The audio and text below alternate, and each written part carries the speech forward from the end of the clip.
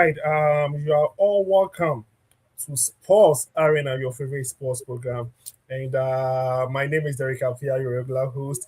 And just as we have been doing every other weekend, we bring you the latest from the world of sports, from the NBA down to football and everything that you need to know.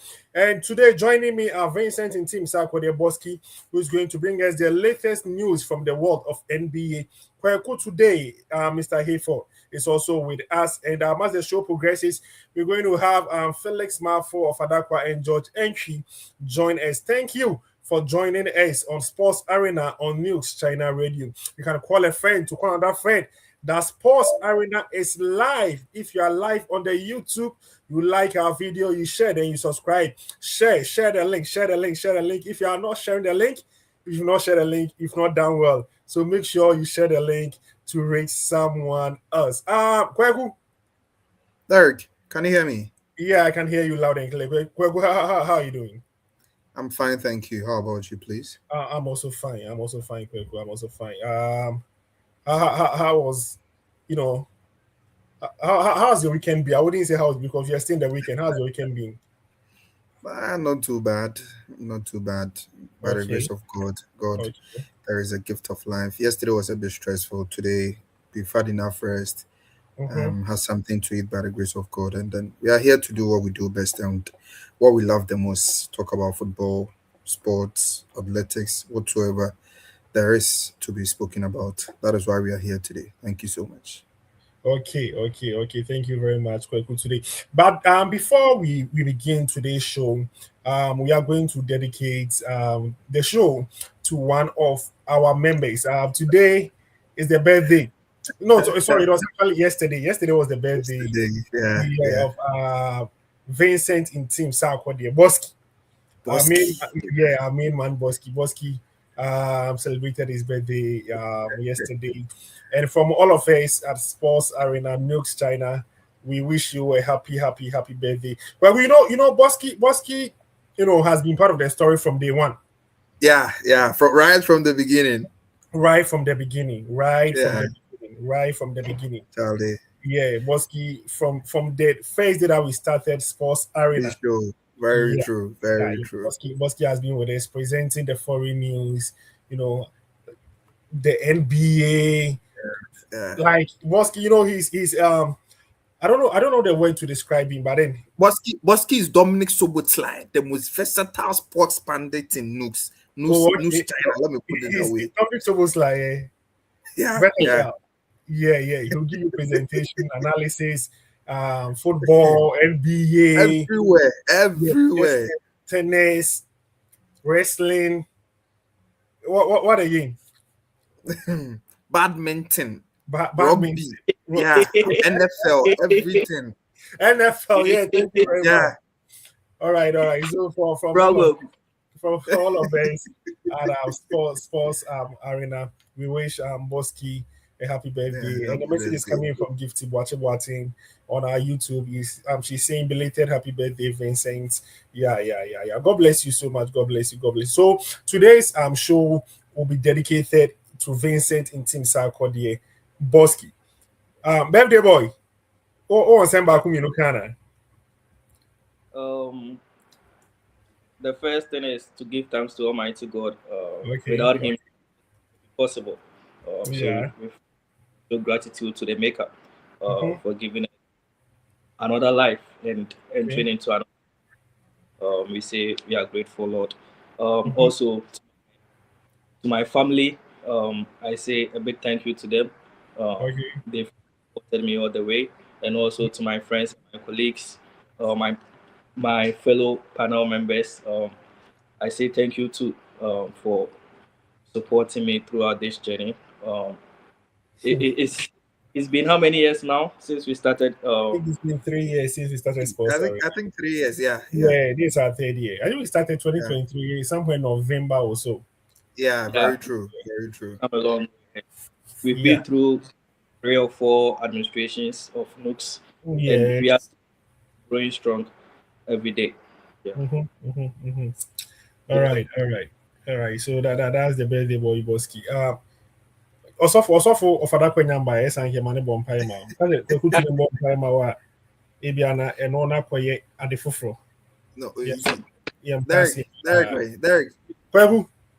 You see, we are three here. Boski's here, myself and you. Mhm. A whole what? Presiding elder or Visual, what? visual, visual, Is it secretary or visual. COP China? Who Unima Joe? Come again? unima enka.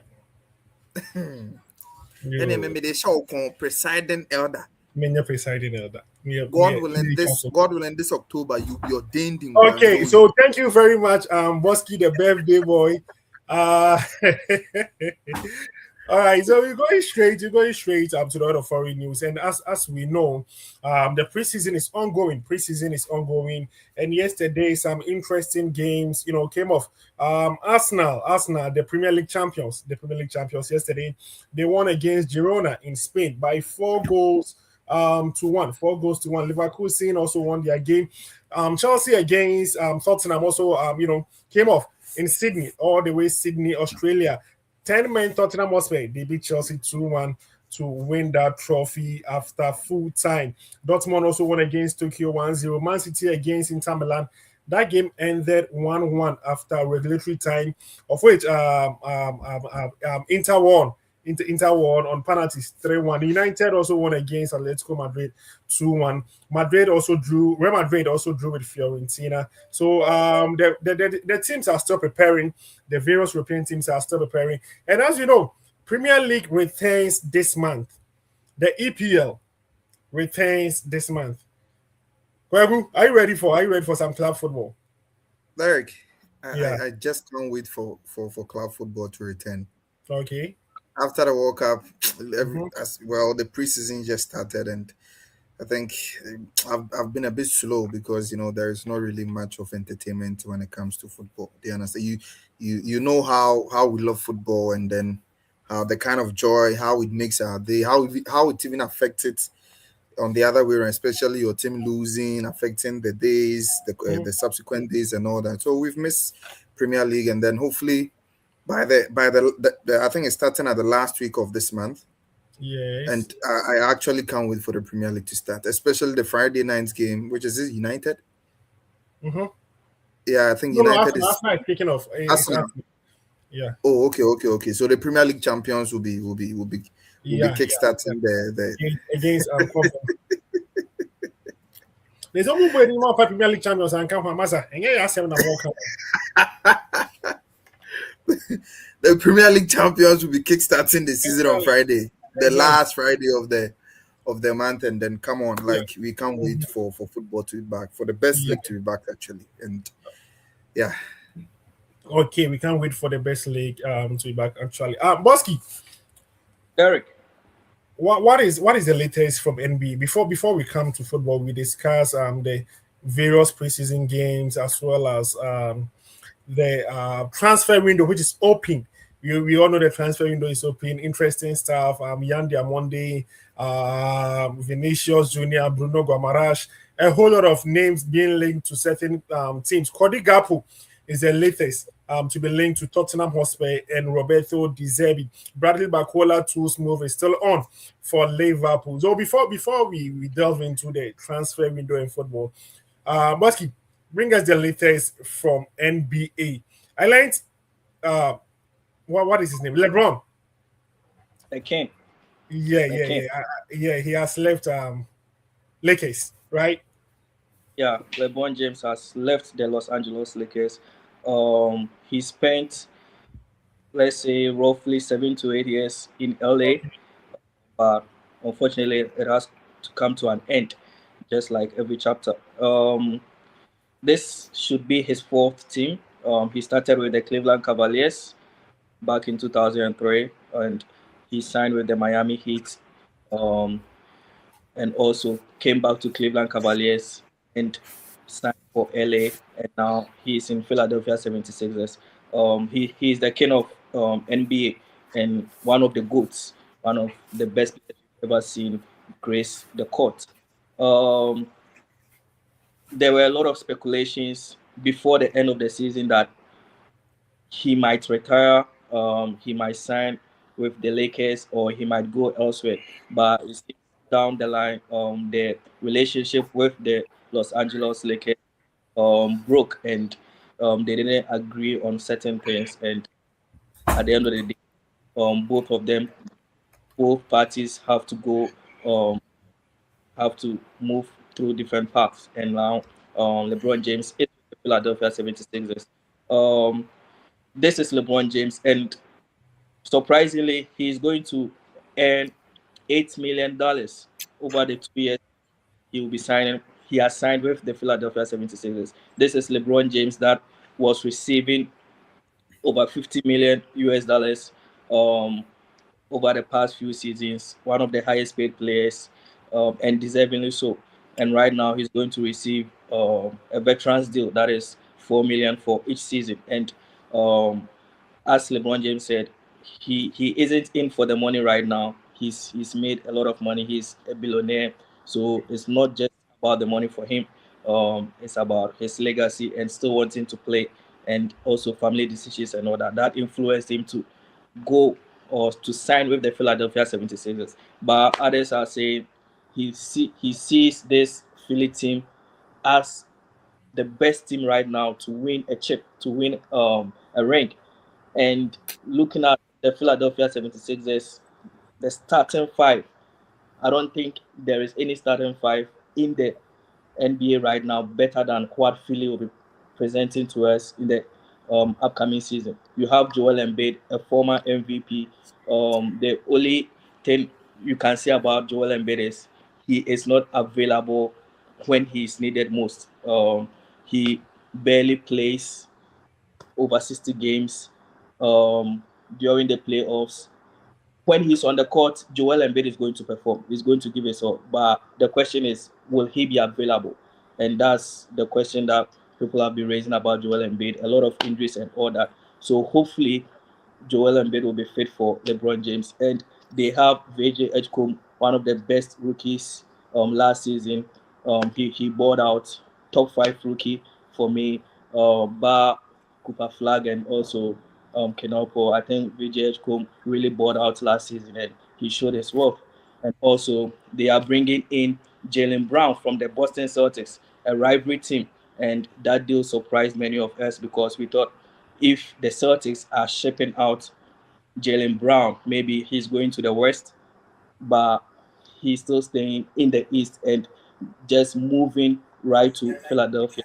And the deal saw Paul George also moved to the Boston Celtics. So right now they have another Finals MVP in the shape of Jalen Brown in the Philadelphia 76ers team, and they also have Tyrese Maxey.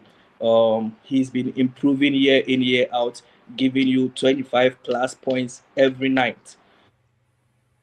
Tyrese Maxey has been balling out, giving you 25 plus points every night. So um, this team is really stacked, especially looking at the starting five. But the only problem is if Joel Embiid is going to be fit to be the starting center for this Philly team, and um, they need to also check out the bench, the role players that will be coming in. That's also going to be really integral because they've lost Kelly Oubre, they've lost Grimes to the LA Lakers. Hopefully, the new additions that will be coming into the team, the supporting cast, can also deliver when it matters the most. So this is the latest from the Philadelphia 76ers. They are the most stacked team, especially looking at the starting five and looking at what each player brings on the court. You have Joel Embiid, LeBron James, Tyrese Maxey, Jalen Brown. These are 25 plus points players across board. They can give you that. They can give you that. So this is a really good team, and they are, let's say, the leading contenders to win the ring next season. And also moving on, we have Giannis Antetokounmpo signing with the Miami Heat.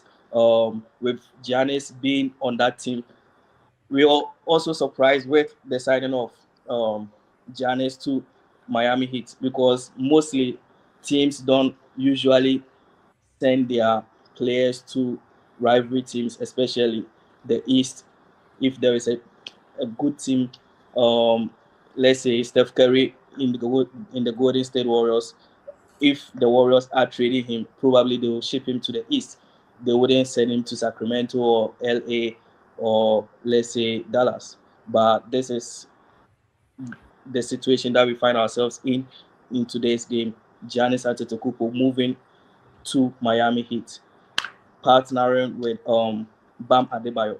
It's going to be a long season, and it's really going to be close because this Miami Heat team is also not going to they are also not going to back down. They are really going to fight because Giannis Antetokounmpo is a fighter, a two-time MVP, a Finals MVP, a champion. He's going to give his all. Unfortunately, he has not been really fit over the past 3 seasons, and that saw that that saw his reign in Milwaukee Bucks not really that successful towards the end, even though he won a chip for them in 2021.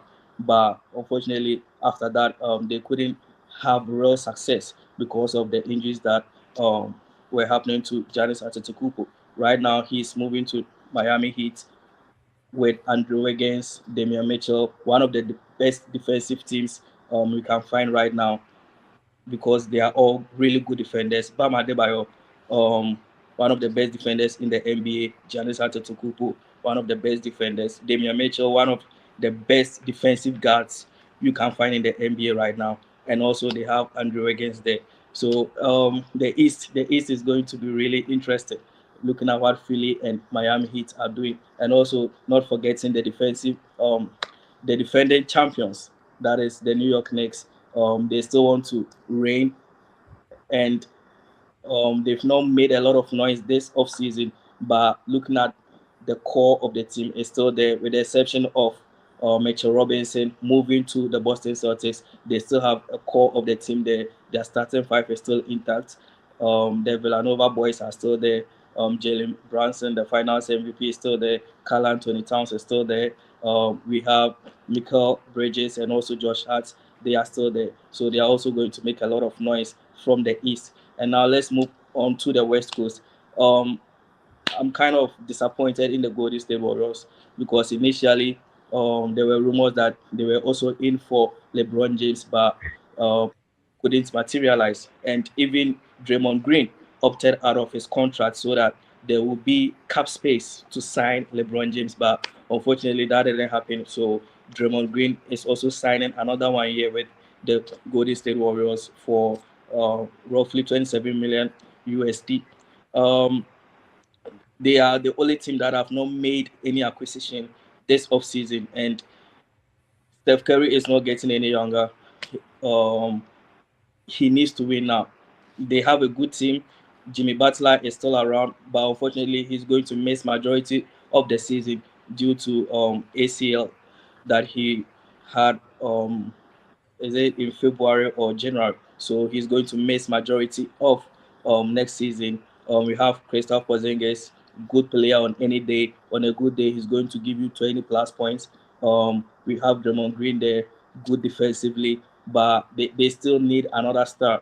They still need another star to help Steph Curry win another ring because they brought in Jared McCain from Philadelphia 76ers during the mid-season. He is still there. Going back to San Antonio Spurs, we have Victor Wembanyama. He is also still there.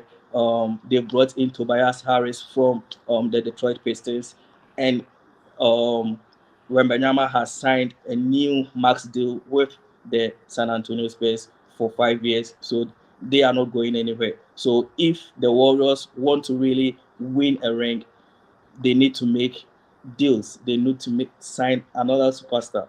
I don't know who is available right now. It seems that most teams have acquired the best players uh, that are free agents right now, but you can still trade for certain players. You just need to lay the options out.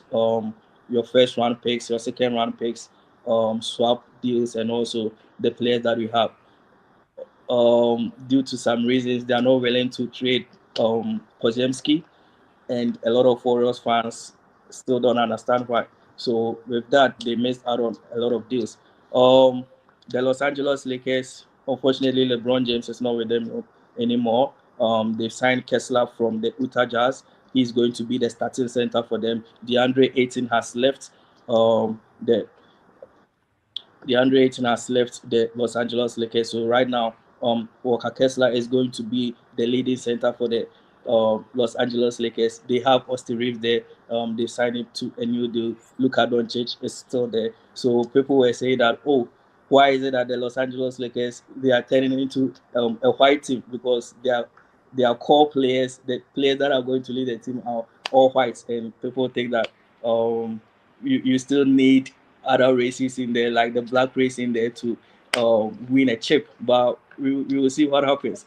So it's going to be an interesting season, but it's really difficult to pinpoint any team to say that okay, this team is definitely going to win it all because the acquisitions from certain teams is making it really really difficult to pinpoint a team right now.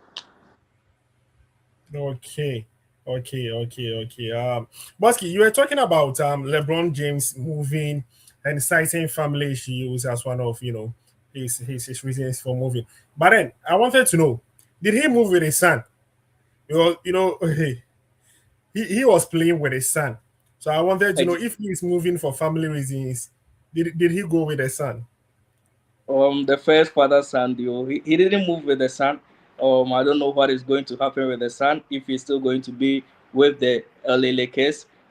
Definitely, obviously they signed him because of LeBron James. As Yeah. the fifth or 56th pick, two 3 years ago.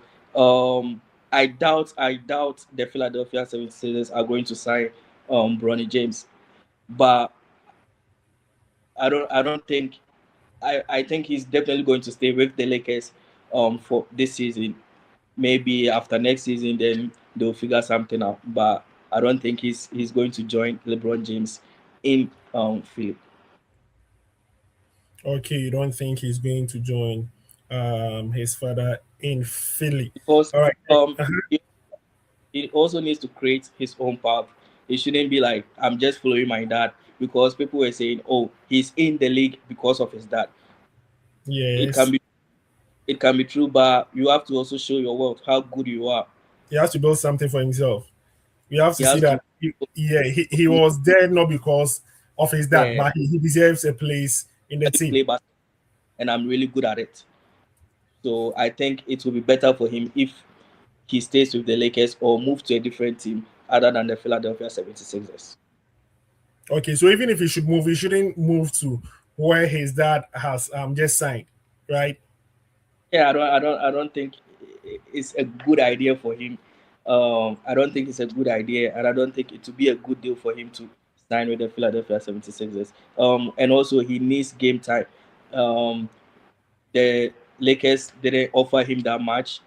So if he really wants game time, he can move to Memphis, because Memphis just lost Ja Morant. They lost. They shipped him off to Portland Trailblazers. So Ja is now going to be with um, Damian Lillard in Rip City in Portland. So if Bronny James wants more game time, he can definitely move to Memphis. He can move to Utah. They don't have a lot of starting point guards there. He can also go to the Washington Wizards to be the backup for Trey Young. Um, the NBA is really stuck right now. I didn't even mention what Portland Trailblazers have done this offseason, what the Washington Wizards have done this offseason. The Washington Wizards just acquired um, DeBanter, AJ DeBanter, as the number one overall pick, one of the best, let's say, since LeBron James, Victor Wembanyama. This is one of the best prospects that the NBA is looking at Okay. because pick, the number two pick, the number three pick. These were all great players in the just ended college basketball season. So they are looking at these top three prospects to be the next phase of the league. But last year they had Cooper Flag. Last 2 years, there was Stephon Castle. Last 3 years there was Victor Wembanyama. So the NBA keeps getting better and better. So you need to really make good deals if you want to win a ring. Okay, you need to make good deals and signings if you really want to win. I mean, thank you very much, Amboski, for bringing us the latest from the world of NBA. Now we move straight to football. Move straight to football. And as I said earlier, the preseason games are ongoing. United played against Atletico Madrid yesterday. They won by 2 goals to 1. Chelsea also lost. Liverpool have been playing for some time now, and Arsenal, the league champions, also won against Girona. Madrid also drew. And today, moving from today till the next weekend, some other teams are also going to play their first, others are going to play their second, their third preseason games. But the most important thing is that club football will be back soon. And most of the teams seems to have all their players, but those who played in the semi and the final stage of the World Cup. According to FIFA rules, they are supposed to be given an extended rest of a minimum of a month, before they can join their team back. So if you are watching your team in preseason and you're not seeing certain players that played an advanced role in the World Cup, it means that they are still taking their rest. Kweku, today, let me start from you. Over the weekend, I think Liverpool played a game, and there were some whispers or rumors about Curtis Jones asking for an armband, Soboslai not giving him the armband, a lot of things. And we know Curtis Jones is also a subject of transfer in this summer window. Inter Milan are interested. They've sent an Yeah. official, but Liverpool rejected a bid, holding out for more. Is this going to pave the way for Liverpool to let go of Curtis Jones, or you still think Liverpool? I just want to talk. I want you to talk about what happened. Just give us All right. what insight about what happened So between I them. think there was a little bit of miscommunication. You see, Okay. I think when Soboslai was coming off, Mm-hmm. I think he was told to give the captain handband to Curtis Jones, but he didn't hear. So he just Okay. gave the captain handband to Simikas. Oh, okay. So after the game, I think Jones confronted Sobotla about him not giving him the captain armband, Right. and Sobotla also told him, I think, that I think he couldn't hear clearly, so he just gave the handband to just anybody else. So I think Simikas joined the two of them. So I think they were back and forth with Jones complaining and all that. So Simikas just threw the captain armband on the floor. That he just threw it on the ground, him being angry as well. Do you understand it? Wow. And I don't know. This is not the first time I'm seeing something like this from Jones. I remember during his academy days, I think there was a game, one of the games between Madrid, the The UEFA Youth UEFA Champions. Champions League.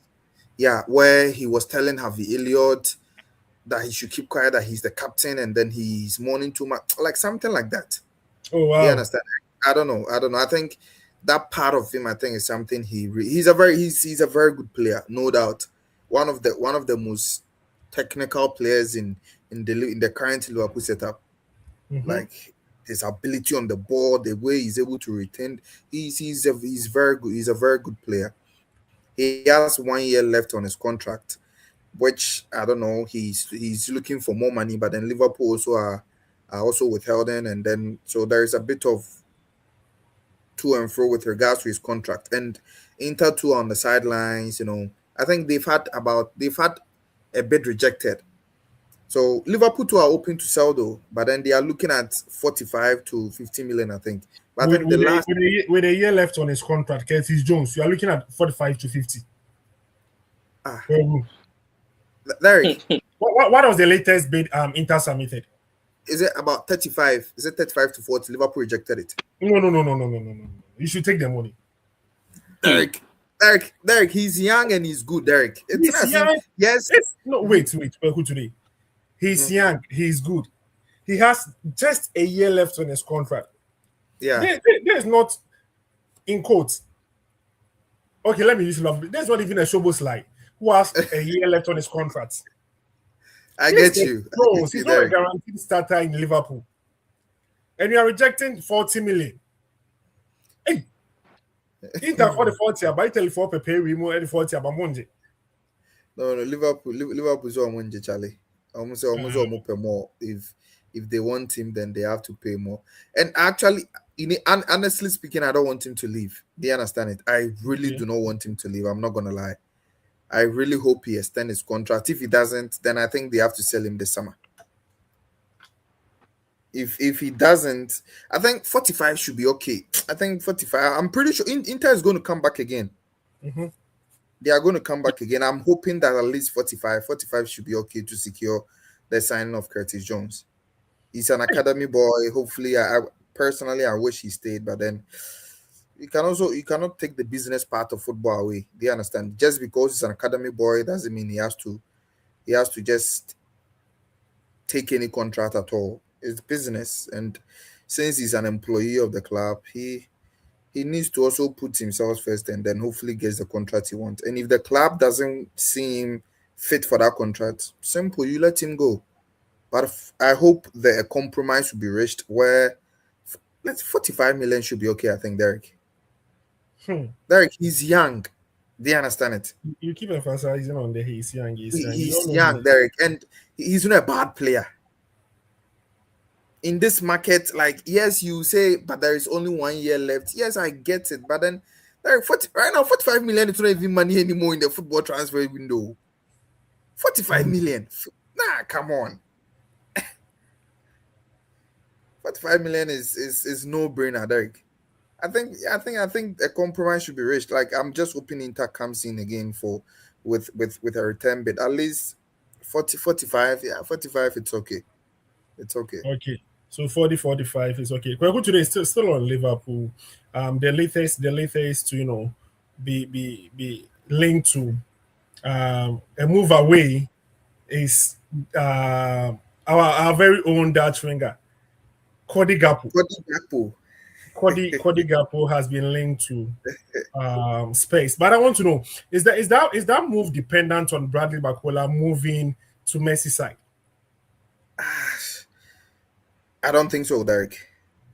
The reason Okay. why I don't think so is that you see, one, Ekitike will be back perhaps maybe December, early January. Mm-hmm. You understand it? Yeah. That is almost half of the season gone on, Yes. or half of the season gone.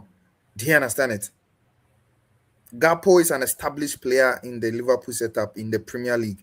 You are bringing in a young chap, a young player from French Ligue 1 Mm-hmm. to come right away. And then if Barcola should come, he's going to come with a hefty fee, Derek. Do you understand it? With Yeah. a lot of pressure on him.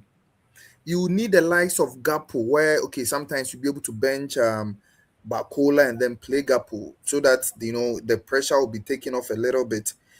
We made the mistakes. We made the mistake of making Ngomoha the deputy for Cody Gakpo, and we also saw what happened to Liverpool last season. A very bad season, Derek, per our standards. I'm not sure they will make the same mistake by selling Gakpo and then making Ngomoha the deputy for Bakola. Yes, Ngomoha needs games time. If they want to if they want to give him game time, he can get enough game time. We are playing 4 competitions, Derek. He can get about 20 to 30 games a season. Do you understand what I'm saying? Like he will Knowing get Gomoha. game time. Now we have Gapo, we have Isak, we have Ekitike, we have Victor Munoz, and also we have Ngumoha. Making 6, Derek. Ba Ekitike, Isak, and Gapo. Derek, the rest, they are just. Nguma is a young chap. Munoz too is just coming from where? From Spain. He's not that up there yet. Do you understand it? Yeah. So you cannot sell Gapo. Gapo is an established Premier League winger. Yes, he had a very poor season last season, but the last 2 seasons where we won the league, we also called Gapo, Derek. Mm-hmm. I always say Gapo is a player who needs competition to thrive. For you to see the best in Gapo, he needs competition, Derek. That is one thing I've seen about him. When he has a competition, you will see who Kodigapo is. I think he's a very fine winger. Oh yeah, But yeah. then Gakpo is not a shouldn't bad player. judge him. We shouldn't just judge him just because of one season. Last season, the whole team was bad. Every single player, Salah, Van Dijk, Bar Ekitike, every player was bank average. Derek, do you understand it? So I don't think selling Gapo. I don't think is going to for how much actually? How much are you going to sell Gapo? I think Any Tottenham has said to bid about 80 million. the money is tempting though, but 80 million, I'm not going to accept 80 million for Cody Gapo, Derek. Mm. 26 years, 80 million. Nah, people are going for 100 million. No way, Derek. Cody Gapo is a winner. You understand it? Yeah, Semo. He's a winner. He's an established Premier League winger. He had a bad season. Just one season. He had a very terrible season last season. He shouldn't define it. Nah, come on. 80 million. Nah, we are not anything less than 9,500. Then Hey, of course. Eric, Charlie, the market yesterday we had the discussion. Is 100 million the new normal? It is. It is what it is. This is where we find ourselves now, Derek. Bosky. Yeah, Bosky. I think Bosky cannot Derek, hear we had me. players like we had players like Mikalo Mudrik for 100 million. We are having Morgan Rogers for 117. Elliot Anderson for 116. Elliot Anderson, that guy who George Entry is better than Elliot Anderson. Derek, Maza. the sideways passes. There's nothing about that guy. There's absolutely what is he good at? Let me ask you, Derek. Can you just name one trait of Elliot Anderson? Just one. I need just one. There's nothing good about him. Let me ask you The this. sideways passes, Just name like one nothing. Zero penetrative passes. You don't even know what he's good at. Is he good defensively? Is he good attackingly? Or is he good in the attacking wise? What exactly is he? A number 8, a box to box. Nah, this is not a box to box midfielder, Derek. Just an overhyped who? Who actually? I can't even get any player to compare that guy to. Actually, these are just overhyped English players. You know how the English media is. Do you understand it? Yeah. But So then if these no, kind of players are going for listen, 100 million, for Elliot, me personally, I'm not a fan of that price tag of Elliot Anderson. Okay, but the way you are describing Anderson is not a bad player. he's not a bad player. He's not an exceptional player either. Kwaku today. Let's talk about let us talk about how do I even say this? Central midfielders in the Premier League last season. If you are to rate central midfielders in the Premier League last season, why are you going to rate Elliot Anderson? Derek, you see the reason why Elliot had all the hype here last. Look at even with in that bad Liverpool setup. Look at the kind of performance Szoboszlai had last season. But then who even wait? Imagine Szoboszlai in Nottingham Forest. Kwegu, if Elliot Anderson is to join Liverpool right now, don't you think he's going to start ahead of who? You know what I'm talking about. So you are ahead of who? Elliot Anderson is going to command. It's not going to command a starting bet at Liverpool. He's not going to start in our midfield, Derek. McAllister, Szoboszlai, and who? Derek, you see, people are quick to remember our bad performance last season. That is when we won the league. Listen, City did not sign Elliot Anderson based on his last 2 seasons' performance.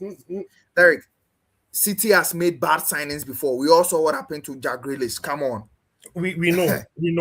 But Elliot Just Anderson, because City signed him doesn't mean he's an exceptional player. Fair enough. The price tag is a little bit over the board for a player like Elliot Anderson. Okay. But for you to, diminish, no. I would choose Curtis Jones over Elliot Anderson. You choose Curtis Jones over Elliot Anderson? Yeah. Curtis Jones is better than him in so many ways. He's more technical than him, Wow. attacking wise. Oh, yes, of course. Wow. All right. If you So can, if you if you are can name, listening yes. to us, if you are listening to us, you can also share your ideas. Boski, can you hear me? Yeah, Boski is back. Boski, You can also share your Boski. ideas. Kwaku today is saying that there is no way that Elliot Anderson starts in this current Liverpool No, midfield. We're not talking about no. that midfield trial of Jordan Henderson, Fabinho, and Gigi Reginaldum. No, are we talking about the Thiago Alcantara, Henderson, McAllister midfield throw? We are talking about this current throw, Gravenberch, McAllister, and Dominic Szoboszlai. Kwaku today is saying that Elliot I want Anderson to ask a question. Is Elliot better than Gravenberch? Yes or no? No long talks. Boski, Elliot Anderson. Would you want to weigh in? If you sign a player for 100 million, 110, 120, he's definitely going to play. Whether he's good or bad, he's going to start games. We saw it with Florian Wirtz. West was playing. Whether he was performing well, he was out for, he was playing because he was signed for 100 million plus. If you are signed for 100 million plus, definitely you are going to play. Elliot Anderson in this Liverpool setup. Kwaku today, we've been here saying that for Salah, that won you the league. Fine, we can't diminish the contribution of Gravenberch, McAllister, and Szoboszlai. But most of these players performed during the first half of the season. The second half of the season, it was just Salah and moments. And you won the league with that. Last season, we saw what happened to Liverpool. Their midfield, the whole team. Elliot Anderson is definitely going to start for Liverpool. Boski, Elliot is going to definitely start for Liverpool. I get you. Let's put the right price back. tag aside. Jones and Szoboszlai at right back. So you can just shift them and put Elliot Anderson in there.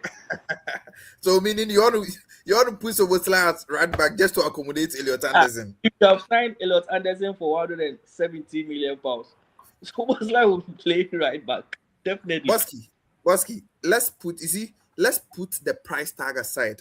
Do you understand? Let's talk about his football abilities. Yes, he was signed 170 million, 116, no doubt. He had no control over his price tag. Yes, of course. Now let's talk about him as a player, his abilities. Let's look at Gravenberch, Florian Wirtz, Szoboszlai, McAllister. Elliot Anderson is not better than any of these four. Let's be realistic, guys. Forget about the price tag. Technically, you can say that. But this is the Premier League. This is the Premier League. You can say that these players are technically better than Declan Rice.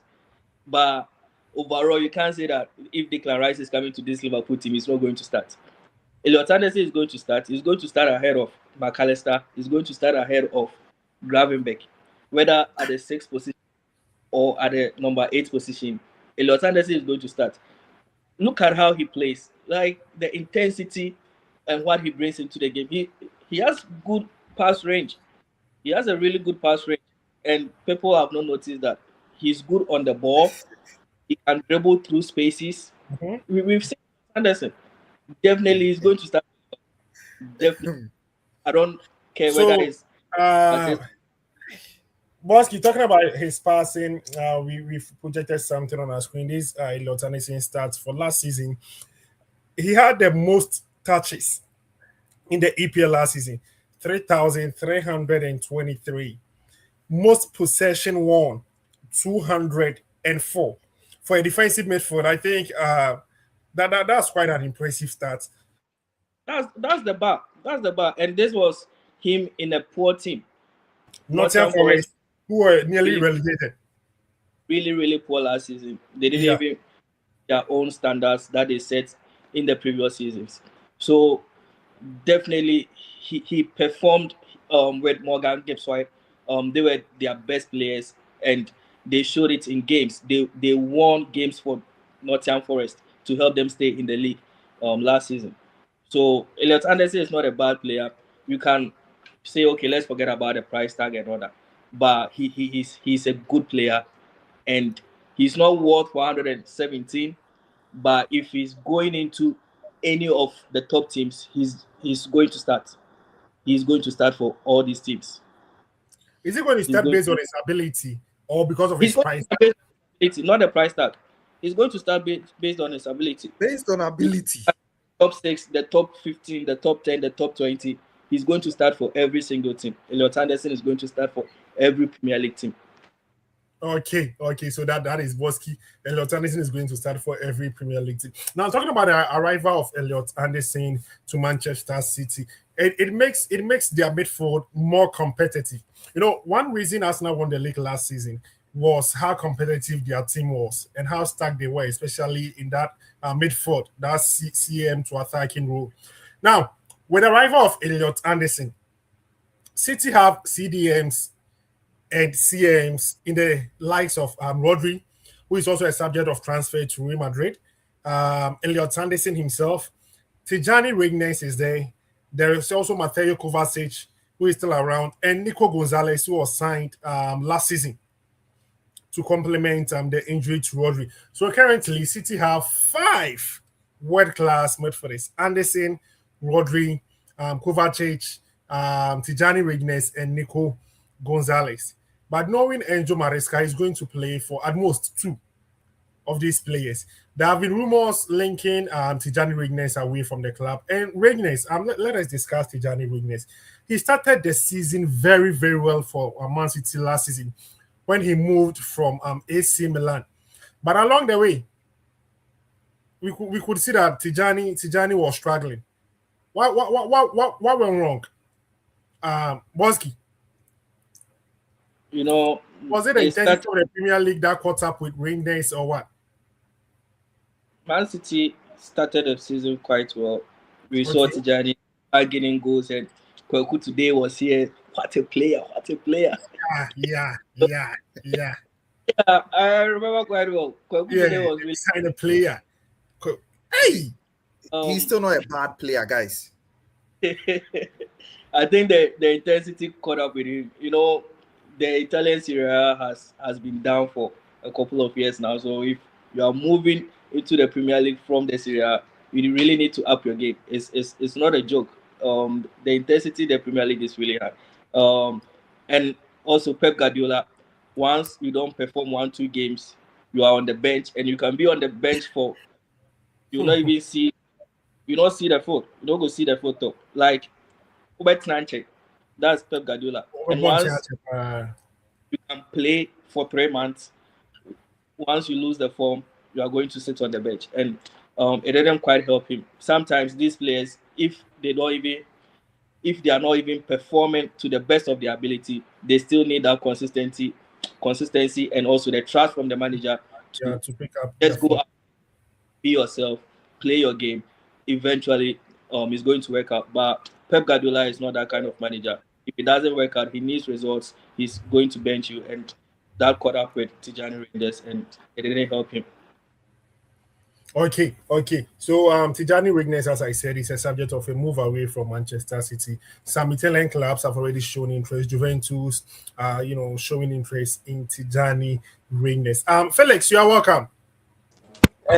Thank you, Derek. We are still discussing preseason and new players that have arrived in new clubs.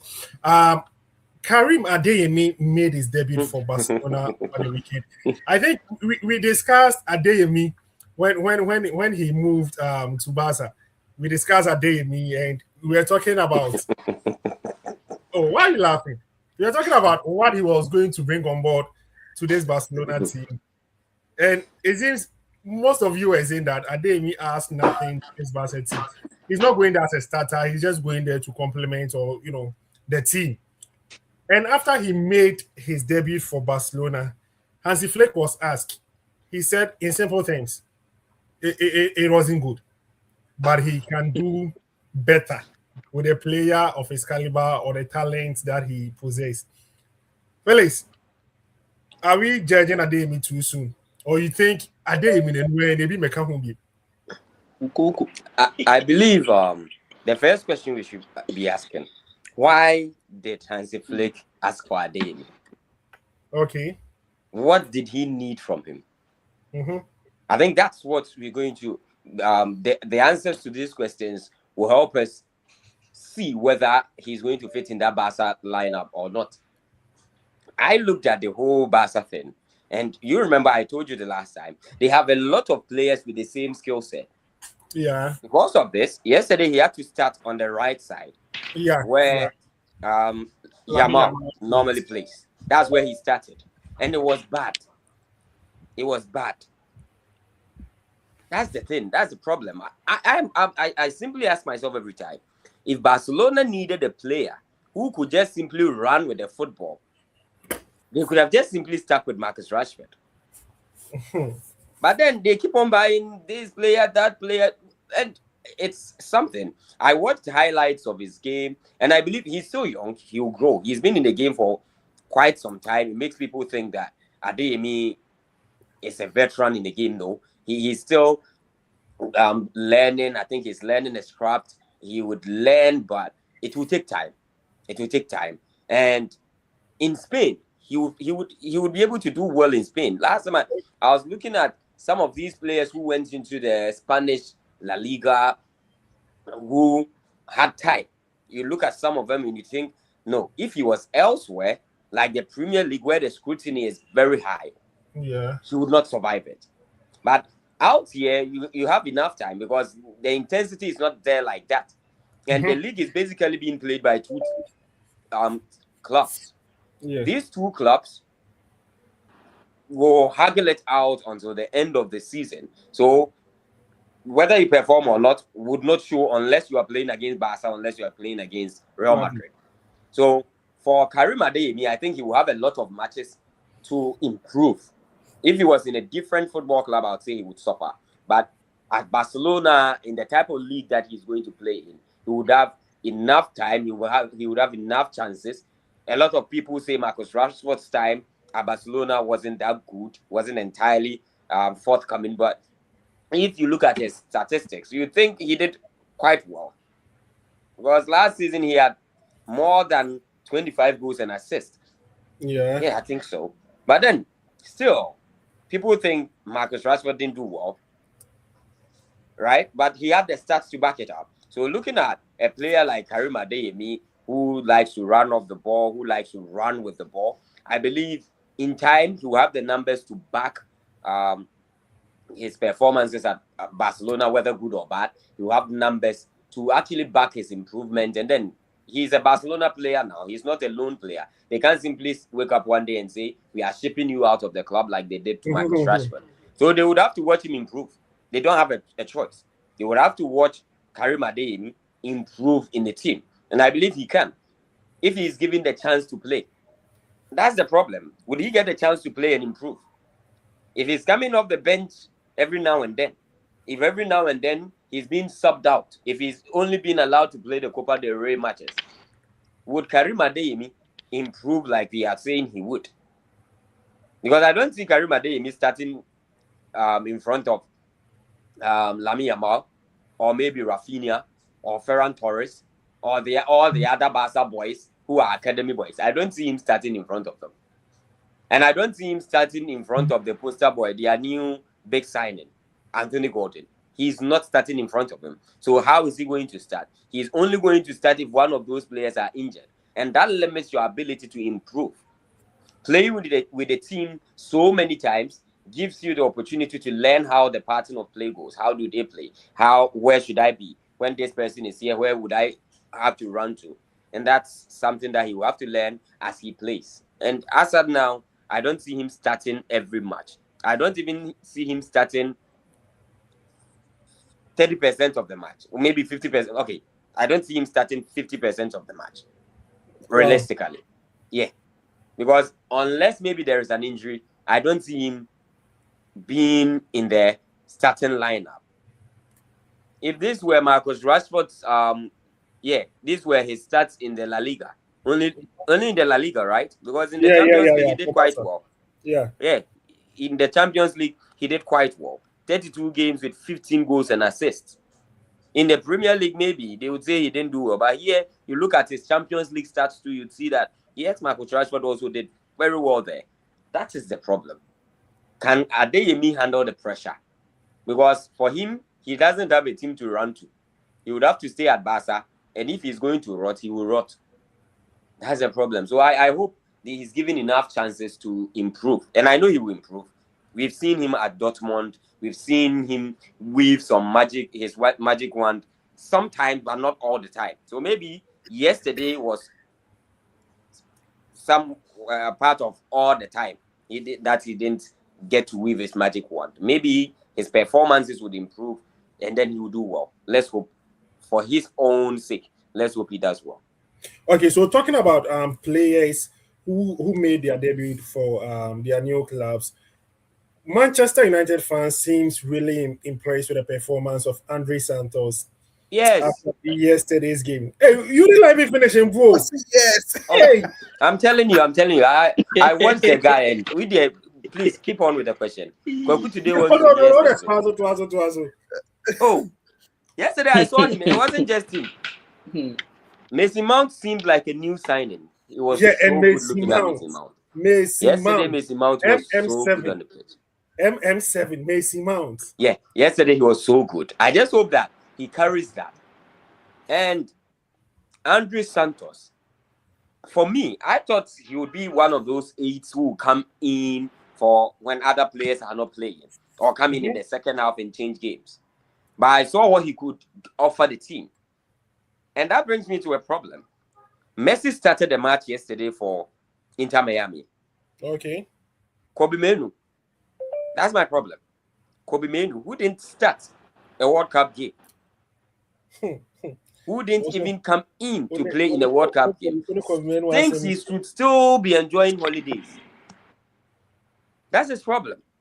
And when he comes into the team and he doesn't start, because look at the type of play that we saw yesterday with Mason Mount, Andre Santos, the way that they played the ball. It was so good. Andre Santos's ability to break the line. His line breaking passes. Yesterday was the day that I actually found proof as to why he didn't play every match for Chelsea. But when it comes to those who broke the line, the top 10 of players who played line breaking passes last season, he was in the top 10. Even though he didn't start a lot for Chelsea, he was in the top 10. Yesterday was the day that I understood. And then apart from his line breaking passes, he could also play the Casemiro role a little bit. Tackles and all those things. It was quite good yesterday to actually watch a player. I just hope that his preseason form translates into the season, that he's able to come into the season and play quite well. I saw how Carrick wanted to use him. He dropped in between the defenders to just so he can take the ball and then drive forward, link up the play between defense and attack. And it was good to see. That's actually one of the few times that we bought a midfielder who is actually hitting the ground running. When we bought Casemiro, it was bad. I remember Derek telling me some time ago that Casemiro came to Manchester United for the money. Until some time after that, Casemiro started actually playing well. But this guy has shown us that he can hit the ground running, and we are hoping that this form of his continues. We are just hoping that the form that he has shown in preseason continues into the season. And I'm seeing him starting the season ahead of Kobe Menu because I don't understand why Kobe Menu, whose England exited in the semi-final, was actually injured in a semi-final, didn't play the third place game, is still saying that he's enjoying holidays. Whilst the likes of... Maybe he's still recovering from his injury. We've not heard of anything pertaining to injury. All I heard is that that's why he didn't play their third place game. He didn't play because the guy was angry. I listen. A lot of people, you see, he did the same thing. Komenu did the same thing with Amorim. Amorim, yeah. Before Amorim was sacked, Komenu faked injury. He said he was injured, but then when Amorim left, the very first match, Komenu was playing. So I just see him as someone. I just want him to show a little bit of responsibility because you have two new midfielders coming into the team. Two new competitors to contend with. You are not going to have it as what? You are not going to have a few days getting into the lineup because you have players who are playing the way you do and maybe better. Komenu just gives you control in the midfield. But the passes that Andre Santos is giving you, he's not going to give you that. Mason Mount, yesterday, was doing more like the type of play that we have seen, or the type of game that we have seen Declan Rice play for Arsenal. He was full of energy, intensity, running up and down the field.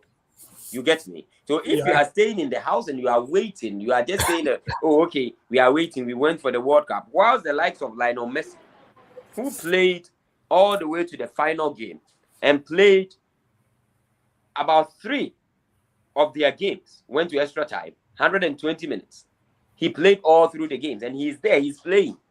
And you are saying, you are Kobe Manu, you are not Messi, you are not Ronaldo. You are saying that you want to go on holidays. That's why. But I think we didn't ask about Kobe Manu, so I was quite impressed about Andre Santos yesterday, and I believe he would have a starting berth in the team. I was actually very happy with the type of link-up play between him and then Mason Mount, and his line-breaking passes was quite good. Yeah. Okay, so talking about Andre Santos, these are some of his stats from the game against Atletico Madrid yesterday. 100% duels won, 90 touches, 7 passes into the final third. Yeah, Felix. Yeah, so he made 3 passes into the final third.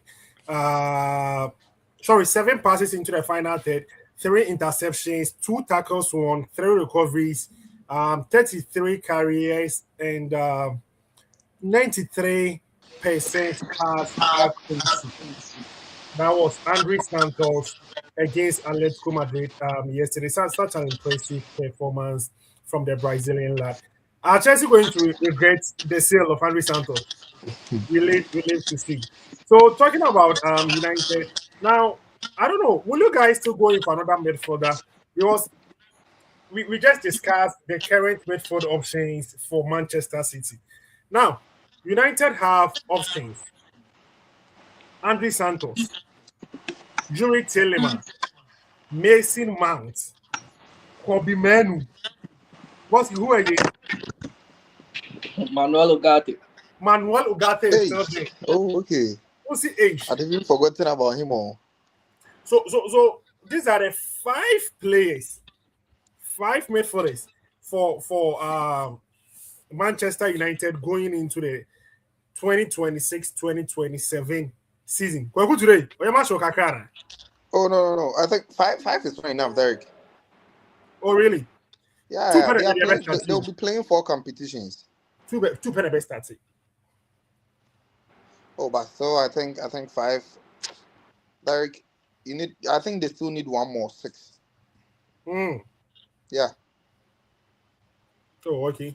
Yes, Mount is having an exceptional preseason, but then are you really going to trust Mount looking at his fitness issues? That is a question. That is the whole thing about Mason Mount. If he can stay fit, only if Mason Mount can stay fit, then it's going to be a good season for him, and because it's one of the good, should I say, it's one of the best versatile players that I've seen. He can play in that central midfield role. He can play as an attacking midfielder. He can play on the flanks as an attacking winger. He can play as an inside forward, even a false 9. Mason Mount can give you that. So I'm just praying and hoping for an injury-free season for the English international Mason Mount. And still on the games. Yesterday, Arsenal 2-1, league champions. League champions. So Eshe Girona. Yeah, Eshe Girona. Is this a 4-1? Go to that now, also. And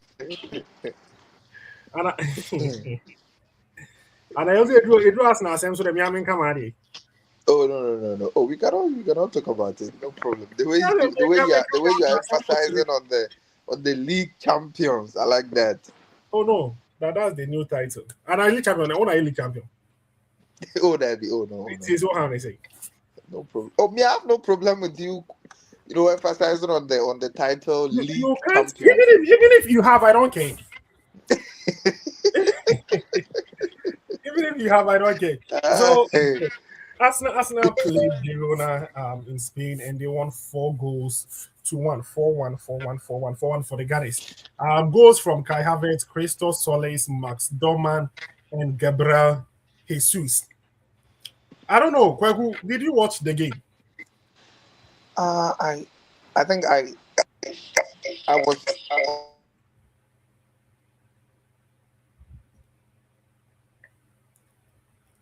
Yeah, Kweku today.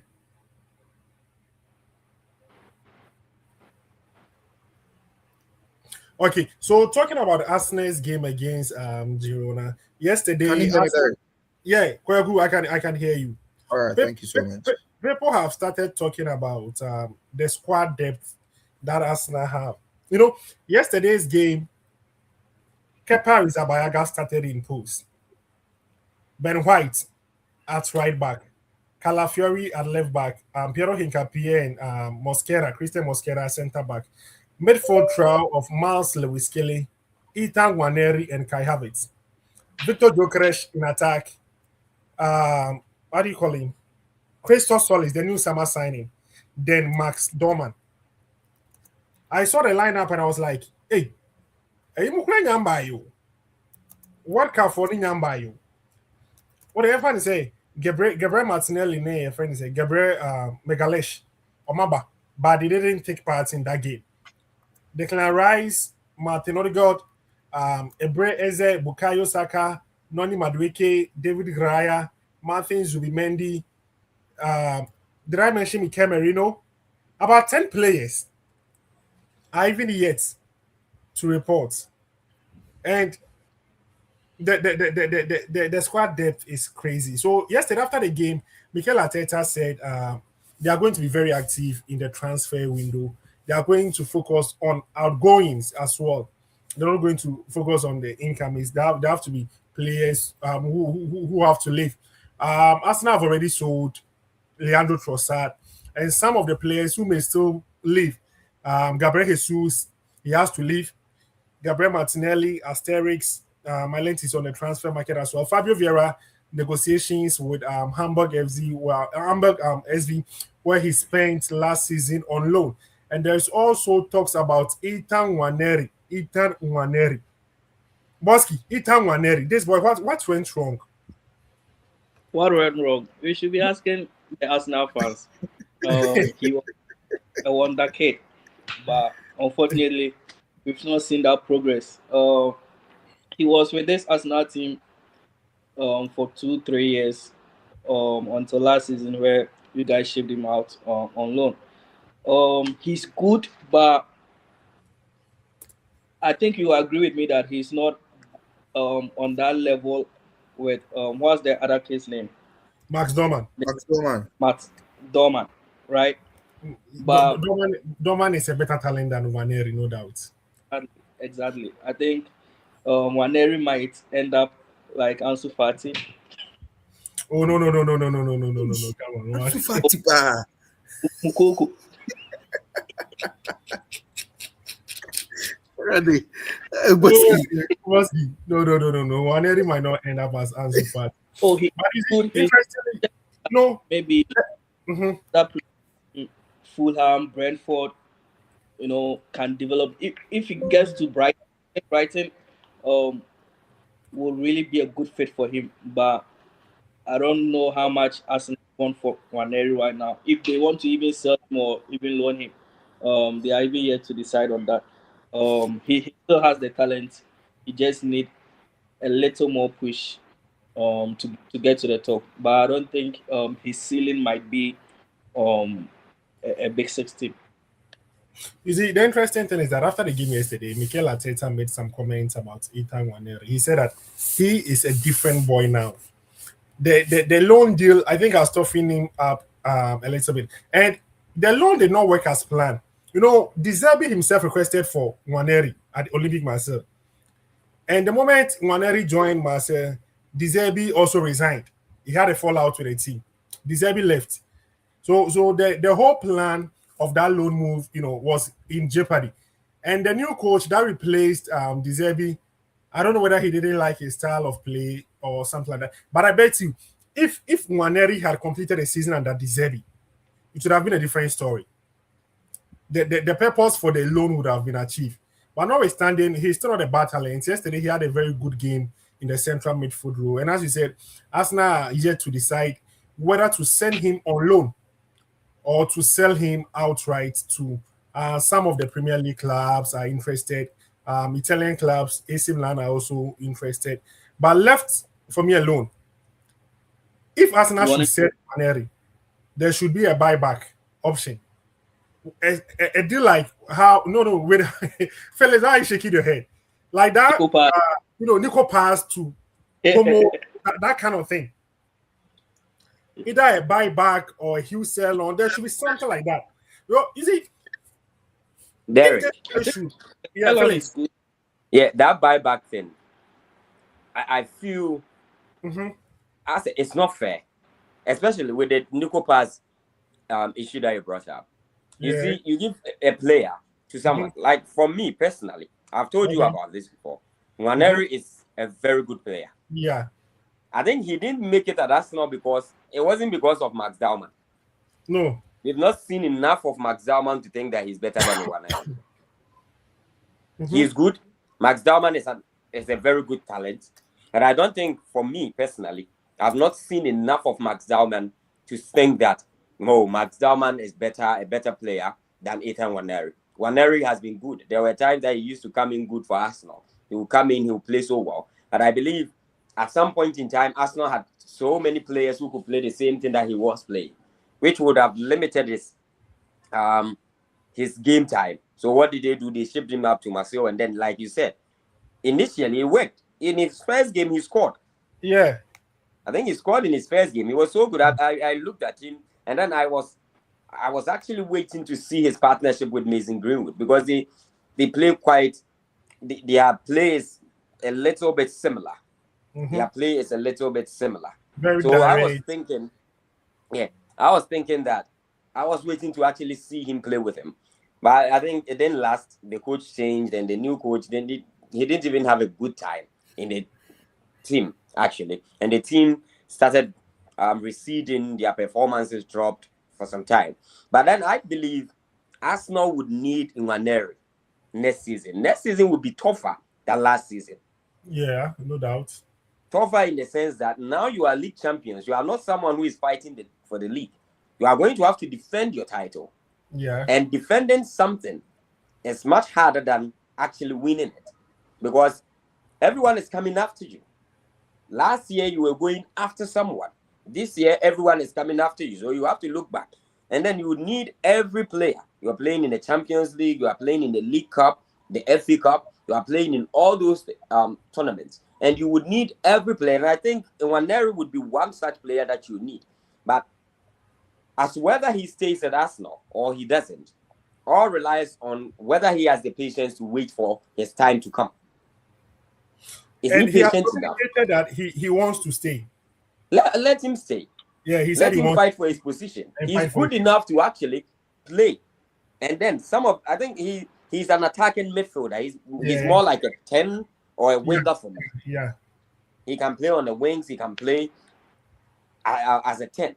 So if there is no creativity, if for some reason your captain is not able to deliver, you can have a player in Nwaneri who can come in and perform. Right now, if Martin Odegaard is not performing, who does Arsenal bring in? Eberechi Eze. Okay. Is Eberechi Eze that type of player? The type of creativity that you wanted last season, did he deliver it like that? Oh no. In his first season, he was average. You get my point. So you would need everyone when 3 players are fighting for the same position, and then they just juggle in and there. This person comes in today. If he doesn't perform, just like Pep Guardiola said, I heard you talk about Tijani Reinders. Yeah. It was because at some point in time, Man City were not performing. They were losing. And then it was easy to see that he was the guy. He was the one who was not performing well. So you just sit back, let someone else perform. You come and do well. That was because the competition there was high. You need a team like that to defend your title as Arsenal. And I believe Nwaneri is one such player that Arsenal would need. So on the left, on the right, you would have Saka, Madueke, Max Dowman can come in at some point in time. Yeah. Now you have Solis on the left. You have Martinelli on the left too. And Vinicius Junior incoming. Vinicius Junior incoming. Yes, and then you have an ambitious ambitious Arsenal looking for Vinicius Junior. Last time I read the piece where they were saying Arsenal are hopeful that Vinicius Junior would come, and Vinicius Junior would also entertain the Arsenal offer. So yeah, I think it's cool. Felix, easy. The Vinicius Junior issue yesterday, I was telling Kweku today that with the Vinicius Junior issue, everyone knows that Vini's first choice is to stay at Real Madrid. That is his first option, is to stay at Real Madrid. No doubt about that. That is what Vini wants. But in case an agreement with Madrid can be reached, Vini is willing to listen to offers from Arsenal. And it's not as if, no, you see, if you talk to every Arsenal fan who is open-minded, he knows that it's going to be difficult. And you're not going to be heartbroken should the deal not materialize. It's Vinicius Junior that we are talking about. If you're talking about the best 3 players in the world, you can count him in. Yeah. So yeah, and he plays for the biggest club in the world. He has won everything. So buying a player from Madrid is not easy. Yeah, it's not easy. You get what I'm saying?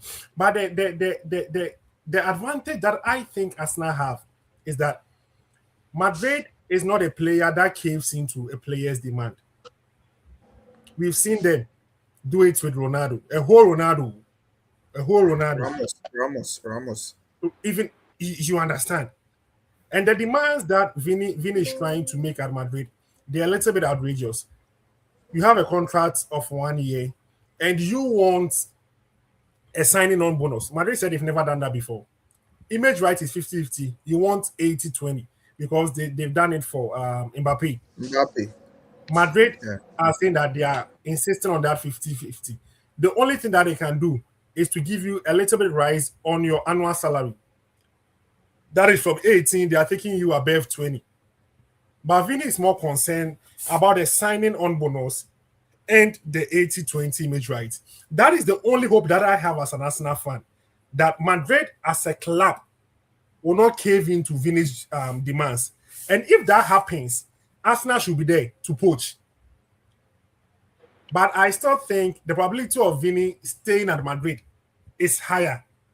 It's higher than Vini moving to Arsenal. So we are being ambitious, as you said, Felix, but we are not keeping our hopes high. Just the links alone is enough for us. Arsenal being linked to Vinicius Junior. Hey, some time ago, Arsenal players can link it too. You see Vinicius A Junior A movie from Madrid. And when you look at the bookmakers, they are all tipping Arsenal to be its likely destination. Should he? That's the word. Should he move from Madrid? But his first choice has always and will always be to stay at Madrid. But I'm fat the eye. Obi say you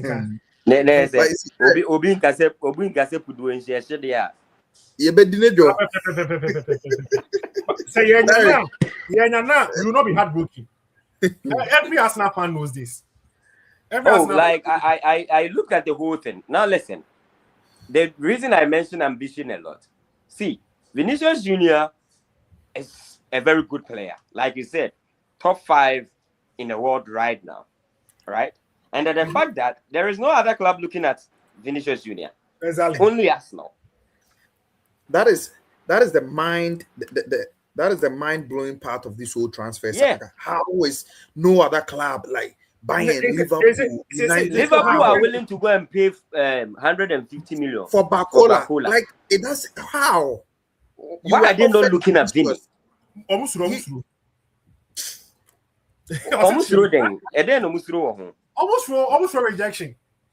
I didn't say I said Arsenal for the no. Listen, it's not about we are not Felix. Yeah. Felix. Where we are no here, just look at what Arsenal, you Arsenal. I mean, Liverpool. Many Arsenal player like what are you saying? And then. Why is Vini available? You guys are chasing Bakula. We are not chasing Bakula. Bakula is also available. We are not chasing Bakula. We have Vini. Listen. Vinicius, Rock Nation, Kasa offer Vinicius to Liverpool. Liverpool rejected it. Now Liverpool, are you kidding me? As we are talking about Arsenal and Liverpool, Derek. Are you trying to say that you don't want Vini in your team? Also, no, is it personally I want him.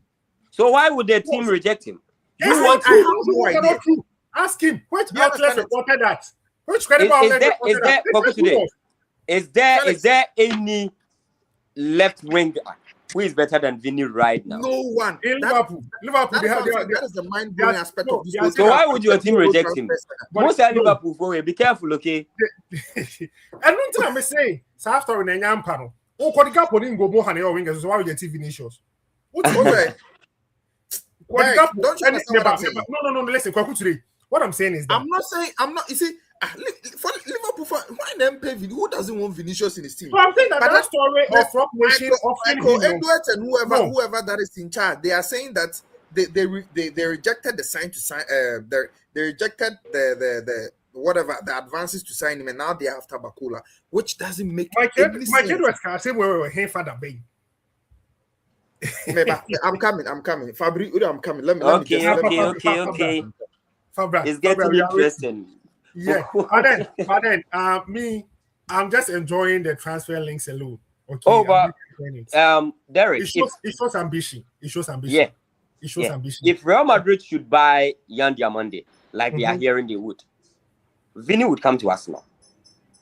Let's see how it goes. I don't see Real Madrid paying 100 and something plus to come and keep Yan Diamande on the bench. And I don't see them craving, like you said, caving in to the players' demands, what Vini is saying, what.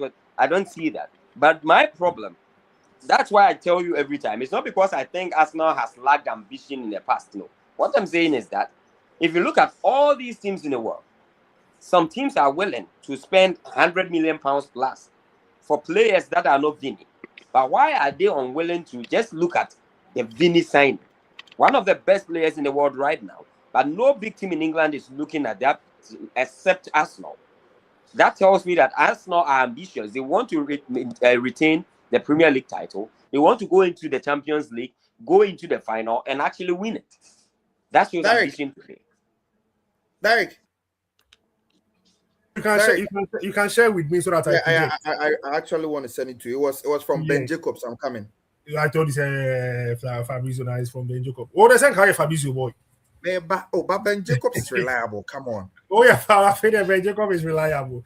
So Felix, you see, with the Vini saga, currently the top European clubs who could have gone in for Vini are PSG and Bayern Munich. And we know Bayern Munich would not want to, disrupt their front three of Olise, Luis Diaz, and Harry Kane. They want to maintain that momentum.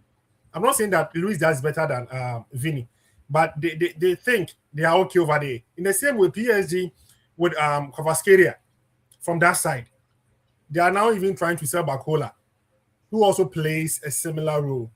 And if we are to go by metrics last season, if you take PSG and Bayern, I think Arsenal is up there. I'm not saying Arsenal is at the level of PSG at the moment, no. But if you have to look at the metrics from last season, Arsenal will be the most attractive option, if not these two teams. If not PSG or Bayern.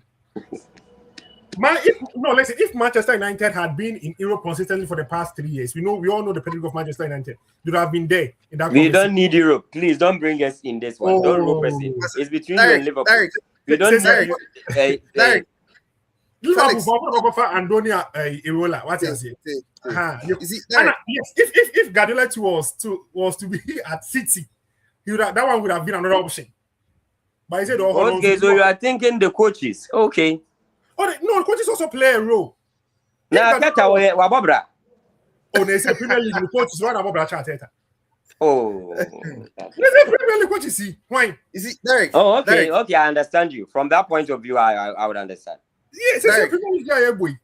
What is he? And don't he roll a money if we Michael carry free. Hey, Kwaku to I'm the the next.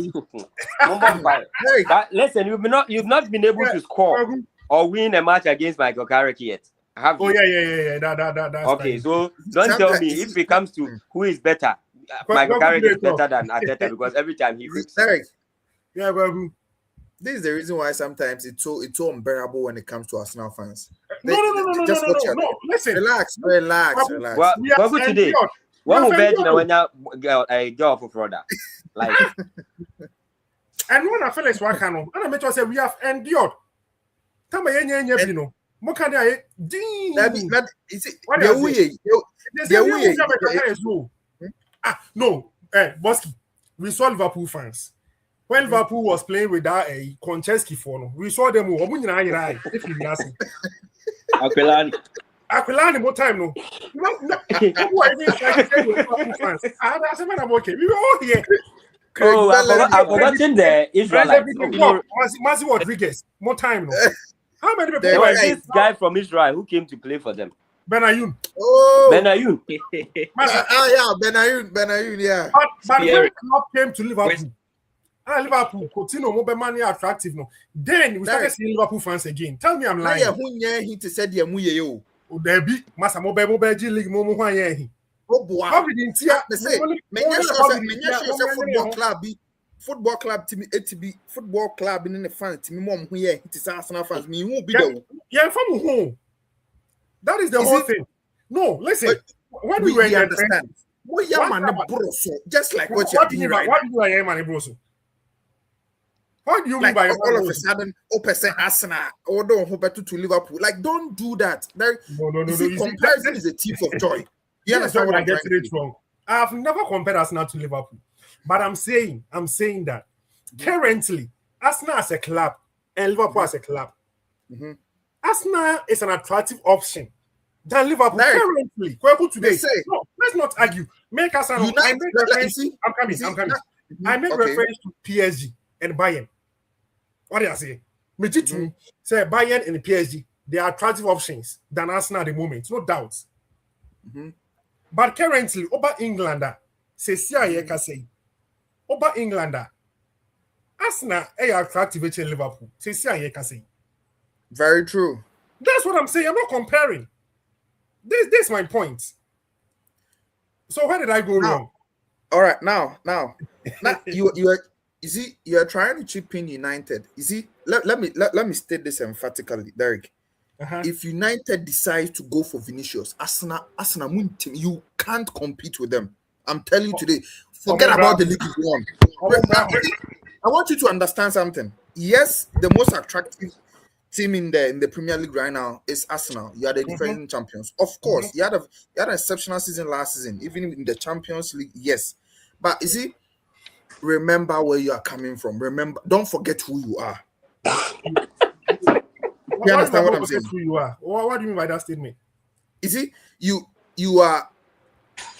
Arsenal is a small club in comparison to Liverpool and then United. I'm not saying forget about the fact that you are better than us right now. We understand it. Listen, you are taking it out of context. I'm not saying that Arsenal is bigger than Liverpool. Arsenal is bigger than Man U. I've not said that. I'm saying that if you are to base on the metrics of last season, Arsenal is an attractive option than Liverpool. Bayern, PSG, they are attractive options than Arsenal. I say, wait, no credit on my canoe. Too. But Derek, even if we are being truthful, by the metrics that you are telling me, Arsenal are more attractive. I think PSG has done well, apart from PSG in Europe right now. Yeah. I'd say Arsenal. Because last season you were second in the league. You went to the Champions League semi-final. Yeah. This season you are winning the league. And then you went to the Champions League final. Yeah. So that tells me, yes, if Vinny wants to go somewhere where he thinks he can actually go chasing for a trophy, Arsenal would be up there. That is my point. I'm not saying Arsenal. So I understand that point, but we are begging you, Manchester United. We are just there. We are resisting any attempts of you roping us into your argument. No, listen. Say that Liverpool is bigger than Arsenal. Then when you are done with your argument, we will wait for you. Men can't say Arsenal to change Liverpool and United also have a threat. I've not said that. But then, say, see, what I say? Send you now make us say a couple of years ago when David Ngog was leading the line for Liverpool. Now they were in hiding. And the Carroll. What I say? Ricky Lambert for no time. No, they were in hiding. But Yeah, hide now. eh, they were hiding. It's already a year PR. Yeah, we say my Okanya and shrink. Yes, how you ah, what is that? You are not being prideful. No, is it for me? Is it personally speaking? One club that I like so much in the Premier League is Arsenal. They understand it, but then when you try to talk or speak this kind of way, man, it's no. But what have I said wrong? What have I said wrong? No, it's okay. Away from Arsenal, Liverpool. Bosky. Yeah, Bosky, you want to weigh in? I'm not. I mean, if I could today on today, I tell American I say, but I don't know whether I've said something wrong though. This is a Liverpool and an Arsenal thing, a Merseyside and also a London thing. Okay. So as we are landing, let not landing to every side. Let us switch to the other side of not landing. Tottenham Hotspur yesterday, they won against. They won against Chelsea in that cup that was played in Australia, Sydney. A late goal from Richarlison. Roberto De Zerbi and Tottenham Hotspur. They've done some sort of interesting signings. Sandro Tonali, 99 million euros. Fernandes too. They've also brought in some defenders, Senesi, who is here to make appearance, Van Hecke, among others. Do these signings and the after Kodigapo, we've already talked about that one as well. Do you think Spurs are being ambitious this season, Bosky, with the signings and with the coach Roberto De Zerbi?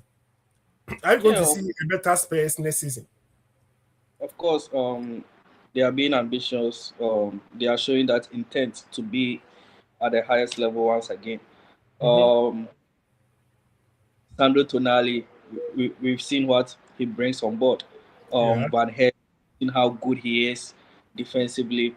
Matheus Fernandes, we saw him in a very bad West Ham side. So these players are definitely stand out. You can say that he was not stand out, but we saw how good he was. He couldn't help them get over the line, but we've seen the quality that he can bring on board. Definitely these players are an upgrade on what they had last season. Van Heck most of the time is available, unlike Romero and also Van der Ven. Most of the time they are on the sidelines injured, so they are players that are fit enough. We barely hear that Tonali is out. Matheus Fernandes was available for West Ham majority of the season, for Southampton majority of the season last 2 years. So these are players that don't have attachment to long-term injury and all that. So that's on the plus for Tottenham Hotspur, but they still have Madison in there, good player, but is he going to be fit enough? Who is going to lead the lines? Solanke, Richarlison, these are still the players available. Richarlison has been there, very inconsistent player. Solanke has been there. He can be consistent, but you just find him injured and he's not available. So those negatives are still in the team. You can't buy 11 quality players. They don't even have the means to. They've already spent 100 million on Tonali, 85 on Matheus Fernandes. Yes. Van Heck also came in for a huge amount. So you can't buy so many good and quality players. So I think they are trying to build slowly. They still need a striker, in my opinion. You can't rely on Richarlison and Solanke to lead the lines. But which striker is available for Tottenham Hotspur to buy, that is better than Richarlison and Solanke. Kudus hopefully can be fit for them. Javi Simons might be out for a long while. So they still need a few additions to break into the top four. But I think with this squad playing one game a season, with De Serbi in charge, we see how ambitious De Serbi is. He always wants to win. The fighter. Um, he's a good tactician, but sometimes, just like Antonio Conte, them, it can get a bit overwhelming, and they just lose everything, and at the end of the day, it all collapses. So hopefully the Zerbi can tone down a bit, they can work things out, and I still think maybe they can get into the Europa League, Conference League spot. They are not going to be fighting for relegation this season. 2 seasons in a row, definitely they are not going to be fighting for relegation. The Serbia is better than that. The players that they brought in are better than that. But I don't see them breaking into the top four. Okay, so you don't see them making it into the top four, but top six. Top six, top seven, yeah, that's where I find them between that um, fifth, sixth, and seventh spots, because we are not sure if the Premier League is still going to get five Champions League spots. Yeah, ahead of is it the next 2 seasons? Yeah.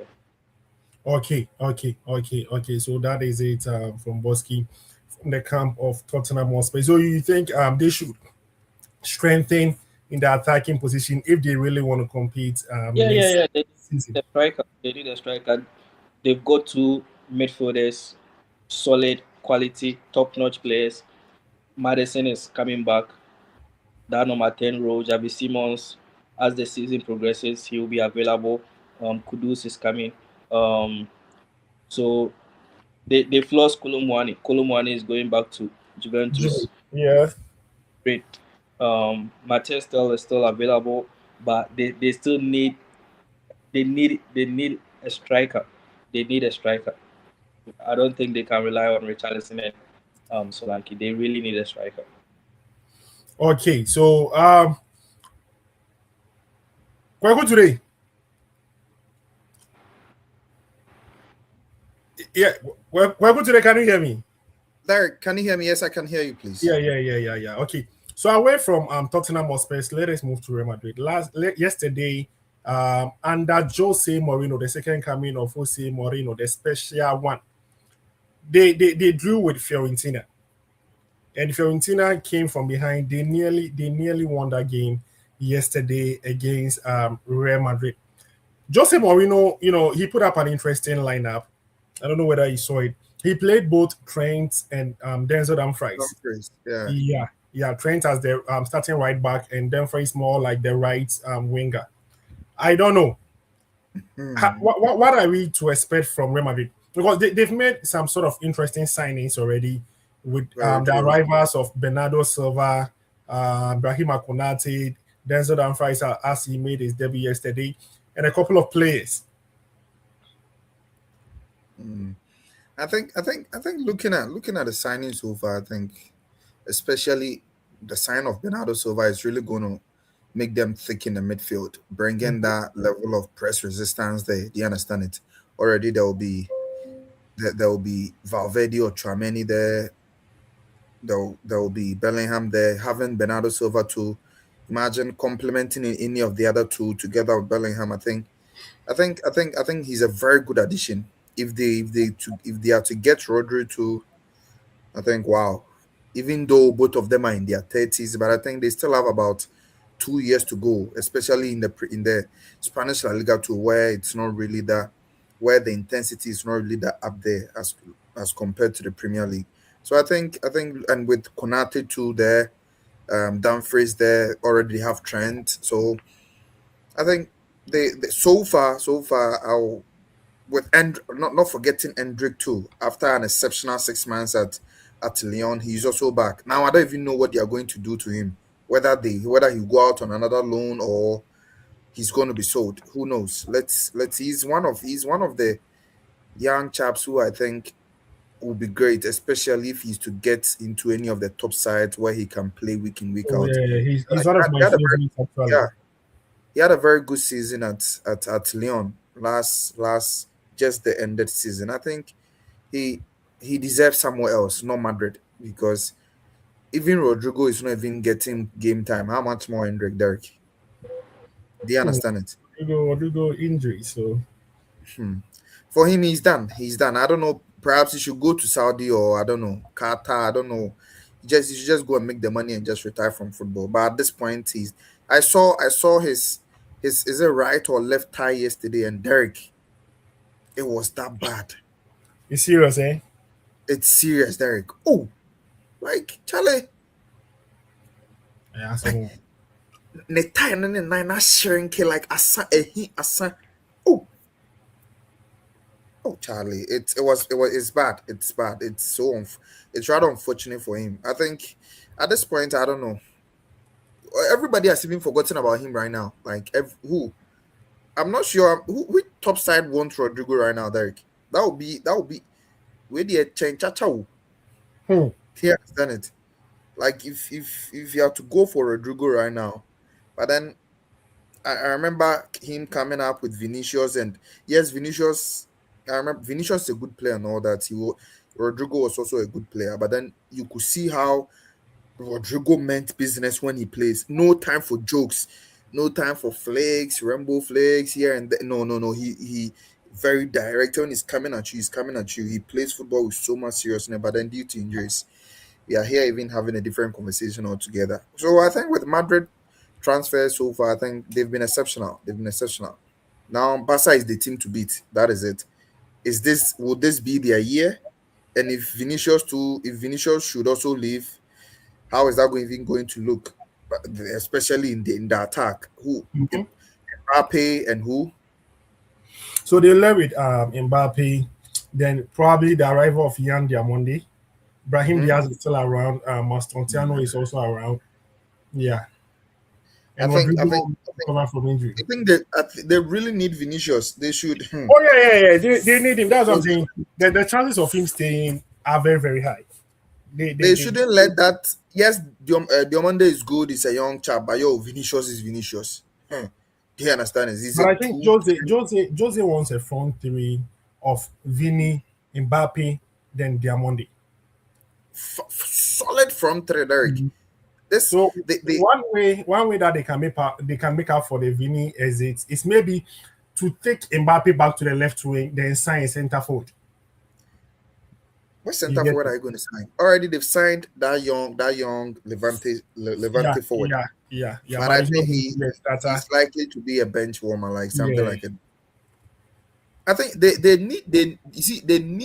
need Vinicius more than Arsenal needs Vinicius, Derek. And they have to put away their pride. You did it for Mbappe 80-20. What is what is wrong with what is wrong with Madrid doing same? Mbappe is you see in Madrid, Mbappe is not bigger than Vinicius. Do you understand? Yes, you can say that. Oh, let's outside Madrid, Mbappe has won the World Cup, and yes, but then looking at how far Vini has come with them with Madrid, winning two Champions Leagues, the last Champions League final against Dortmund, performances, and Derek, I think they have to at a point a compromise should be reached. Derek, But I currently I think see Mbappe as the face of their project. That is the good thing. after every, I think, come on, come on. You see, Mbappe is good, no doubt. But Vini is also another world class player here. Do you understand it? they built it. It's either you get a face or it's more like a team something. When you go to PSG, people say that Dembele is the face of the project, no doubt. But they can still function effectively without Dembele. Yeah, Madrid is a club. Madrid is more than just a football club. The branding, among other things. They always want to have one poster boy who is leading, the team or who is being the face of the team. And it was between Mbappe and Vinicius. But you see, everything shows clearly that they prefer Mbappe to be the leader of whatever. That's why maybe they did some things for him. And as you are saying, I think Madrid needs Vinicius to stay for one more season. I think so too, Derek. Yeah, even if he should leave right I now, think so too because yeah, if they want to compete with Barca, with with them. imagine a front three of Vini, Mbappe, Diomande. That is electric, Derek. It is frightening. Do you understand it? You let Mbappe, you let Vinny go. You let Vinny go, and then who replaces Vinny? That is the question here. Who replaces Vinny? So I just hope that they reach a compromise. Okay. Felix, everyone, Jose Mourinho and Madrid this season. What should we expect yesterday? He proved to Fiorentina. He said we stay. If everything stay, this Rodrigo also coming. If Rodrigo is coming, who's going to be the ideal partnership? If Rodrigo is going to be Valverde, then Bellingham together with Rodrigo, or Bellingham number 10, Tchouaméni, then Rodrigo, or you think we don't even need Rodrigo at all. Even if he was replacing him, Bernardo Silva is also joining, not forgetting. How are we going to see Madrid set up next season? Just to be fun. Yeah, Derek, I see. You see, Jose Mourinho can be defensive, but for some time now, I think he's tried to get out of that defensive shell that he's found himself playing in a couple of times in a couple of teams that he's been at. I believe if he gets Rodri, he can play. He can play a Rodri, and then it becomes trickier. Maybe Rodri. I've seen Camavinga get forward quite well. Rodri can be the number 6. Camavinga or Tchouaméni, maybe a number 8 in there. A number 8 who can still defend because that's what Jose Mourinho wants in his teams. A number 8 who can defend. He can also use Camavinga in the same role that he used a couple of players in the past who did the job for him. So I believe he can do any of those things, but it's Madrid. It's Madrid. We are not in 2015, 2010 anymore. We are in 2026. You can't go to Madrid and be defending. He would have to play attacking football. And if he wants to play attacking football, maybe one sitting defender, or sorry, midfielder or holding midfielder, maybe Rodri, maybe Tchouaméni. And then you can have 2 8s, probably. Maybe you can have 2 8s. We can have Ada Goulet. We can also have their Uruguayan player, their captain, can also play in that same 8 position, right? And then you can have Bellingham as your number 10 because that's where he's going to play basically. And looking at the type of players they are buying now, quite possibly we are going to have Mbappe as a striker, and then we are going to have 2 wingers. Yeah. That's how Jose Mourinho plays. Wing play, soak the pressure, hit them on the counter. That's what he's going to do. So the only thing you would need is a sitting defender, 2 8 with one who can actually defend. 2 8 with one who can actually defend. And then wingers with speed who can help him out. So I'm thinking without a Rodri, they can have Tchouaméni, right? They can have Tchouaméni there. Yeah. In the number 6 position. You can have Bellingham. Yeah, and Valverde. Bellingham, Valverde as your 2 8s with Bellingham going forwards, right? To the 10 positions. And then wingers with Vinny, maybe a Diamande if they get him. And then on the other side, we are forgetting about Rodrigo. Yeah. But I think he's going to come somewhere in January. Yeah. So if Rodrigo is not available, then Diamande can play on that wing. Then Vinny on the other wing with Mbappe. That gives them a lot of speed on the wings and then in attack. So if he's able to soak in the pressure that like he's done in all those teams that he's coached at, then every team he faces would be in trouble. That's how I think he's going to play. That is the whole thing. That is it. So if Rodri does not join Madrid, it means that they'll be left with Ceballos has left, so their current midfield options they are limited to Camavinga, Tchouaméni, then Valverde as their central midfielders with Ceballos leaving. So I think that's why they are chasing Rodrigo. They need that extra body in midfield. They need that extra body in midfield. And Bernardo Silva is also coming, so maybe he can cover that extra body in that midfield role for Madrid. Yeah. Okay. Bosky. Yeah, Derek. Yeah, a very quick one. on Madrid, and we come to look at. We have a couple of news coming in from the camp of Kumasi Asante Kotoko. I don't know whether we should weigh in now or we should just you Bosky, you just where do you see these summer signings of Madrid fitting in their team next season under Jose Mourinho? Oh yeah, they've signed world class players. Bernardo Silva, world class. Dumfries, he has shown what he brings on board, his quality, over the past 3 years at Inter, at the national team level. Great player. Um, they shouldn't go troughless this season. You can't go troughless back to back to back.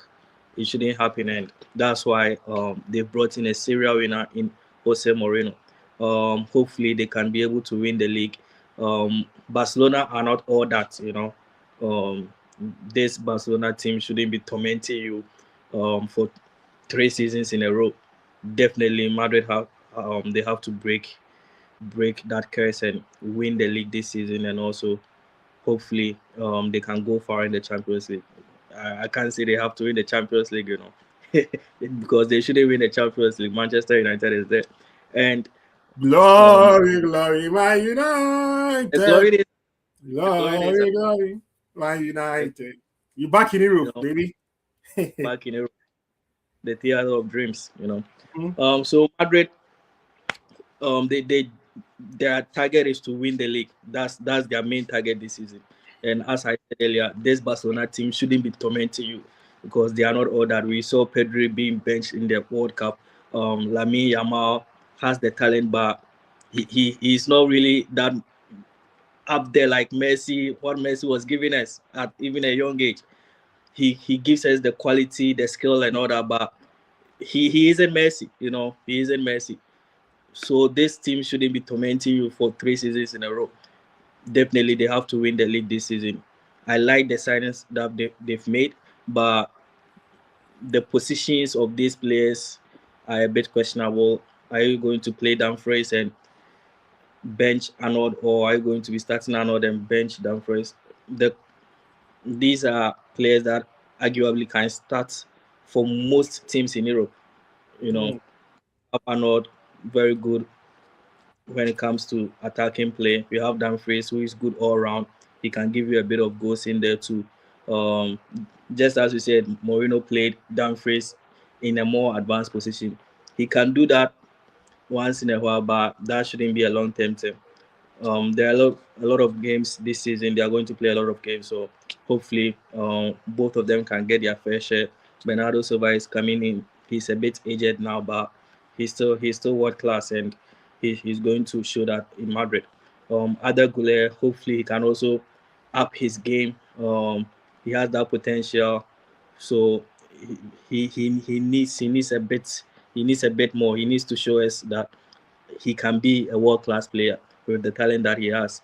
I hope Mourinho gives him that time because similar profiles, Mata, Kaka, they didn't get that game time with Mourinho, but Ozil did. So if Ozil did, then definitely Adagule can also get a bit of game time under Mourinho. Kamavinga, his progress has stalled a bit. He was destined to be one of the top midfielders in the game, but we've not seen that from him. Chouameni is solid. They still need to sort that Vinicius Junior situation. Hopefully they can get it before their season starts because the La Liga starts, I think, a week ahead of the Premier League. So they need to sort that out before the start of the La Liga season because you can't be losing points earlier on. The La Liga is quite competitive, especially the top two. Once you start dropping points earlier on, it's difficult to catch up. And I don't think that should be the situation for Real Madrid right now. Yeah, so Okay. I, they should win the league this season. All right. They should win the league this season. Thank you very much, Bosky. So away from that, let us look at the local segments and coming to the local segment, Kumasi Asante Kotoko. Kumasi Asante Kotoko from the camp of Kumasi Asante Kotoko. Their former goalkeeper, Danlad Ibrahim, who spent last season in the Ethiopian Premier League, is currently a free agent. Kotoko are looking at signing back the former Blasters goalkeeper. And they are not the only club that are monitoring Danlad Ibrahim. Accra Suffolk are also in the picture, and they are also in the race for Danlad Ibrahim. And interestingly, the goalkeeper who was Kotoko's number 1 last season, Bosky, your friend, what is his name? Kamara. You know Kamara? Yeah, his contract ended this season, and his agent offered him to a club in South Africa. Is this Sekunini, something like that? And negotiations have stalled. The deal has collapsed. So the agents wants to re-offer him to Kumasi Asante Kotoko again. So we might see Kamara again. So, but the bottom line is that Kotoko is in the hands of a goalkeeper. It's either going to be Danlad Ibrahim or Mohamed Kamara, who is going to join Kumasi Asante Kotoko in the upcoming season. Still in the camp of Kumasi Asante Kotoko, their striker, Kwame Poku, has been let go of the club. Kwame Poku Beye, who was in terrific form a couple of years ago before his move abroad. He came back last 2 seasons when Abetamwa left the club. Last season, he played together with Abetamwa. But the news that came yesterday was that Kwame Poku has been let go of Kumasi Asante Kotoko. Some are citing indisciplined actions for the reasons, but Kwame Poku also came out to write something on his social media platform saying that when you speak out, they brand you as the bad one, but then he's not a coward to speak out. Kwame Poku has been let go of Kumasi Asante Kotoko, and the news that are coming in is that he's not going to be the only one, or he's not the only one who is leaving Kumasi Asante Kotoko. Kotoko have lined up about 10 players who they are going to let go of before the season starts. So Kwame Poku is the big name to leave Kumasi Asante Kotoko at the moment. A quick one, Felix, before we wrap up the show. I don't know whether you've seen the Kwame Poku news and the whole reaction towards it. Yeah, Derek, I've been following the Kwame Poku situation for some time. Okay. And if you are being truthful, Kwame Poku has lost his touch. And he lost that touch for almost 2 seasons now. Yeah. He believes that there are some people who are against his stay at Kotoko, and that those people want him to leave. That's what he believes is happening. But the truth is that Kwame Poku is a very bad striker. And the friction he brought in the Kotoko team, the friction that caused Justice Blade to leave Kotoko, that same friction might be in existence. But then what I read the last time and what I listened to the last time was that the coach simply doesn't like Kwame Poku. The coach and then the technical director, they just don't like him as a striker. They don't think he's good enough. So it's performance related? Yes. You could see in training, there were some patterns of play there. Have you seen how Kwame Poku runs? Like when he's running. He's just not serious. I don't know. It's not like he's not serious. His legs are giving in. His legs are giving up on him. He can't actually run properly. And then for Danlad Ibrahim, I think Danlad has already started trials with Kotoko. Yeah. He's been imposed during training matches and other things. And I'm hearing the coach is siding with signing Danlad.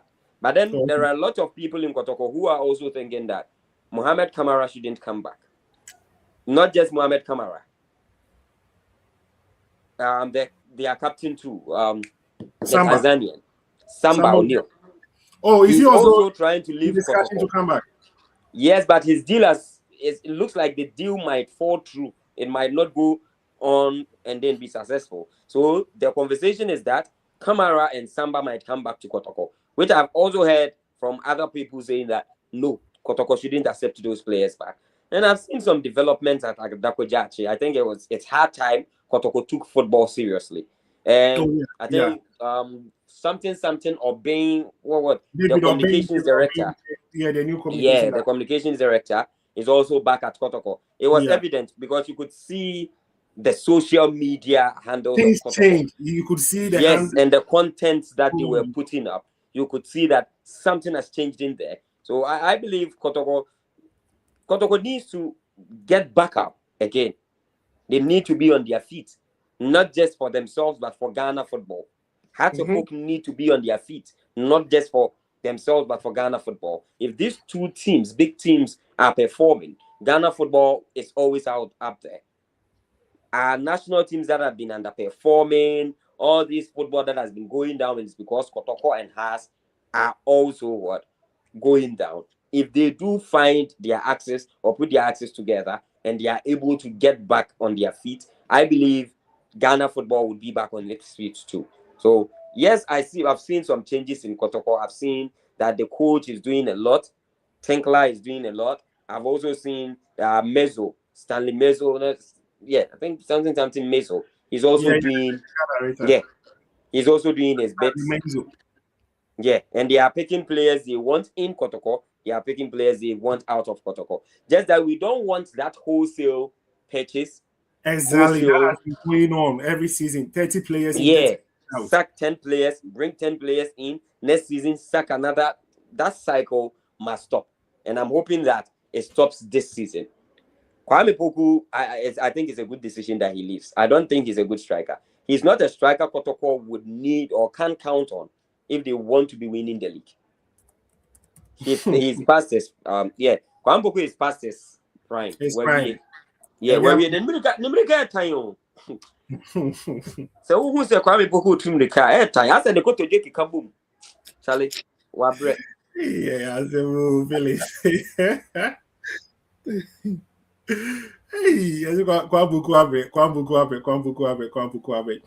Okay. Kwaku, today you want to add something to the? Oh, Bosky, you want to say something? Yeah, Kwame Poku is not good enough. You know, the excitement that the fans got when he was it's the same as excitement that we got when this like Kwame Bonsu, the midfielder, right? Yeah, Conte. That excitement, and when he came, he played like he showed us the quality. Like he's been abroad, he's come back. Me bro be also won the ball. But we didn't get the same feeling from Kwame Poku. Just a glimpses of okay, I still have the touch and all that, but like consistently, we got nothing. Like Nyashi, he got a blaster call up. I think it was more of PR and all that, like a PR thing. But the whole situation in total, I don't think it was successful, and he's simply not good enough, as Felix was saying. On Shede Nimbo on a bossa currently on Nimbo on a bossa, and that we let go of him. Yeah, it's the right decision. Okay, so Felix was talking about some developments at the Adakwajachi. So this image from Sports Iniesta. So container project that was started by Nanayo Amponsa. This current board has decided to continue, and it looks good, right? Good today. Yeah, there's the current state of Adakwajachi. I think it looks good. Yeah, that is the office of the director, Stanley Menzo, upstairs. So most of the structures at Adakwajachi are going to look like this. It's not bad. What do you think? Yeah. It's a decent structure. Just Ghana, builders no form. They should just raise it at least 3-story buildings or how they are going to do. But just 2 layers, I don't think it should be like 3 or 4. You say it's 2 now, but I think most of the structures are going to be like this. So does that mean that the container project that Nanea started, it was a good thing? Oh yeah, it was a good thing, right? Yeah. But it's just in politics. It's like a Ghana thing. Once you start a project and a different administration comes in, they just have to stall it and contain and just get the name that okay, we did this, we did that. But we have to believe in continuity and maintenance. Yeah. And there are rumors that Nanea Amponsa might also retain. looking at the return of David Obenyako, people are saying that David is going to pay for the 9-1 So let us see how that goes. It's still early days yet, but then we are yet to know whether those rumors are true. And we are about bringing the show to an end. But some interesting news broke out today that Cristiano Ronaldo is finally set to marry Georgina Rodriguez. Daily Mail reported that news. I don't know how true that is. Bosky, have you heard of the news? You have any confirmation on that? Yeah, I saw the headline, but it's Cristiano Ronaldo. You can't be Oh, is it certain. in his interview with Piers Morgan? He said after the World Cup, and people mistook it by saying that he said he wants to win. When he wins the World Cup, that's where he will marry. No, that was not what he said. He said after the World Cup, and probably if they win it. So Ronaldo finally said to marry Georgina Rodriguez in Madeira. They have, yeah, they have kids. Six kids. Is it 6 or 5? I mean, so Georgina is the mother of Ronaldo's children at the moment. So Yeah, one died at a very young age. Yeah. One of the twins. So I think it should be 5. I'm not quite certain. I stand to be corrected. So they've been living together for the past few years. She's the mother of the kids. Even the one are not hers. She's running the family as a wife, basically. It's just a ring to tie the knot, to make it official. If they are religious, bring Christ into it, bring God into it. They are going to marry. It's a good thing, but they are still living as a couple, just as married couples. So he always say, "Our dad and I say." I did watching home, nothing new, but just that it's going to be very big that Cristiano Ronaldo is getting married. Very, very big. One of the biggest news in the world. Big wedding. It's just going to be massive. It's Cristiano Ronaldo. Where would today? Derek. Ronaldo be Georgina Huandi. A couple of years ago, there was this trending news where some online ladies were saying Georgina should leave Ronaldo because Ronaldo has not married. I don't know whether you saw those news. I remember, but on what on No, many are bring on Jano na. Siana, only now we're 5 or 6 now. We don't spend the lady, blah blah blah blah blah. Hey, I remember that time. I remember those videos and then those news. That place is 3-3. Georgina Rodriguez, we need to, Charlie. Oh, she's a fine woman. Now she's able to even, I think it's in Netflix. I think she has a show on Netflix or something. Like she has also done a lot for himself, and all this is through Ronaldo. Do you understand it? I doubt if it wasn't Ronaldo, I don't know where. Well, she could have been better than that, of course. Who knows tomorrow?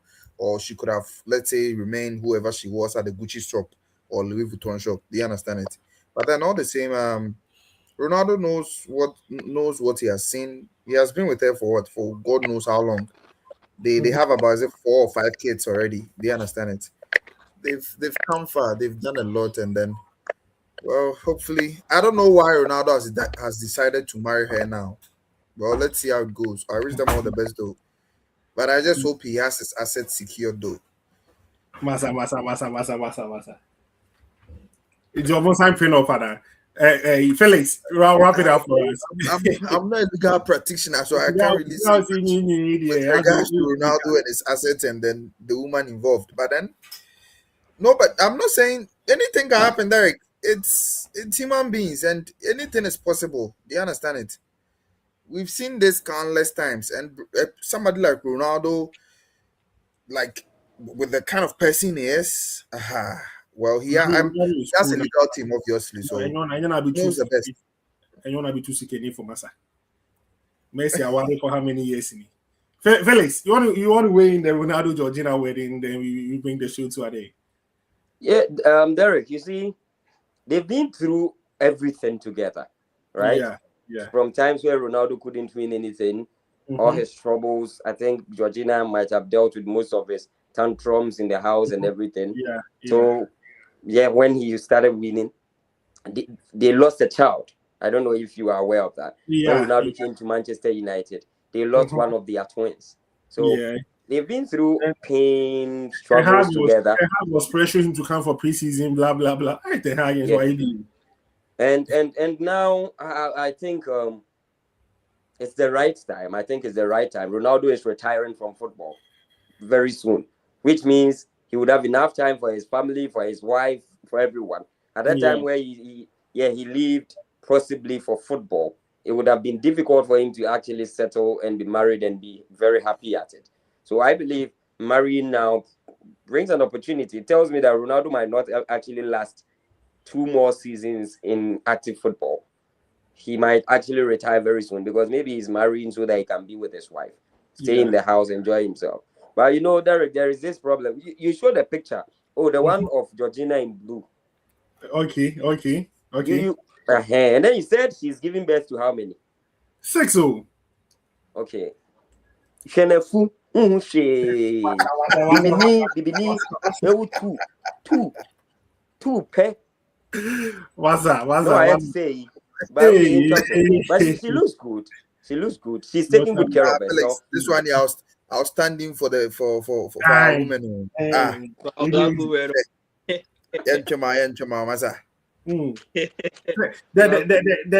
things that Georgina are privy to. Yeah, man, Omunya. What you say? And then you think the medical care attention stuff. Omunya. Charlie. She takes care of her body. That's the thing. She takes care of her body. You do that with money, Felix. Exactly. But then I think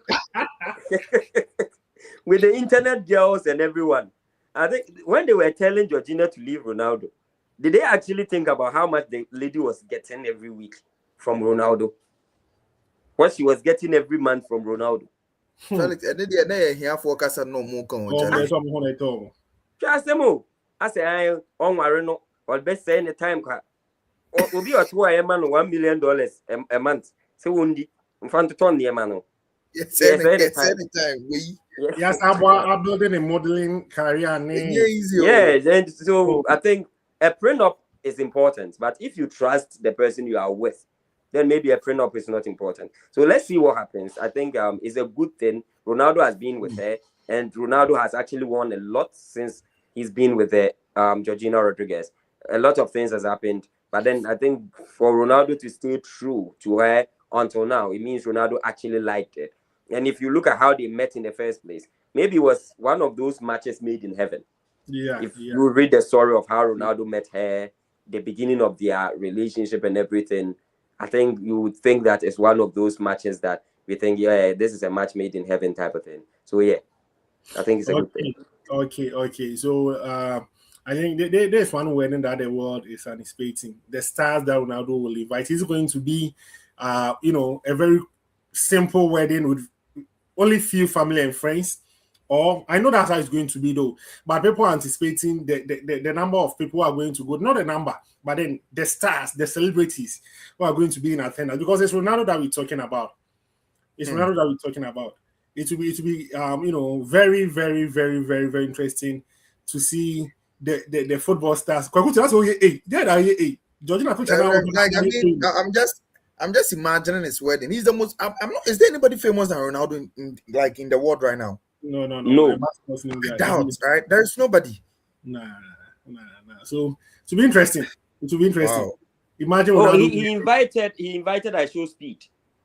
I say Speed there. Why inviting? He invited I Show Speed, and then he told Speed that he can actually stream the wedding. Wow. Wow. He's giving a streaming right to I Show Speed. Yeah, he told Stream that he can Speed that he can actually come and then stream the wedding. So that is going to be his biggest stream. That is going to be I Show Speed's biggest stream ever. Of course. Ronaldo's wedding. I'm so happy for stream. I'm so happy for Speed. I'm not gonna lie, Charlie. Wow. I think the way he's treated that guy shows the type of person Ronaldo is. Oh yeah. You see, after the World Cup, Ronaldo launched a new boot, a gold-colored boot. Yeah. I He saw, came I saw Right that. after the World Cup, he brought the one that he wore for his final match. Yeah. He brought it to a show speed. Charlie. Wow. Ronaldo. Yeah, Free. I just that's should always thank Rafali out, Charlie. yeah. So let's see. The number of people he's going to invite. Say, be who may see name or what. Anyway. Who say you know you see where you good. So go invite here no. You are dropping. One guy actually. That's a Messi. Messi should be in attendance. Messi should be there. Oh yeah, he should invite them. He should be able to invite them. Oh Yeah. Once Donald Trump see you, it wouldn't be I surprising. do know that Georgina Rodriguez would invite Messi's wife. For Antonella, she will be there. Yeah, but For as to whether Antonella, Messi would come, that is another yeah, thing. for Antonella, I know she will be there because they have that vibe. Both of them, they have that vibe. So definitely Antonella will be there. But let's see if Leo. Derek, what about you? I feel be there too. Okay, so thank you very much for joining us. Arena. That's where we bring the show to an end. You join us again, same time again. This week. But until then, you stay safe and you take care of yourself. You meet again next week. Bye bye.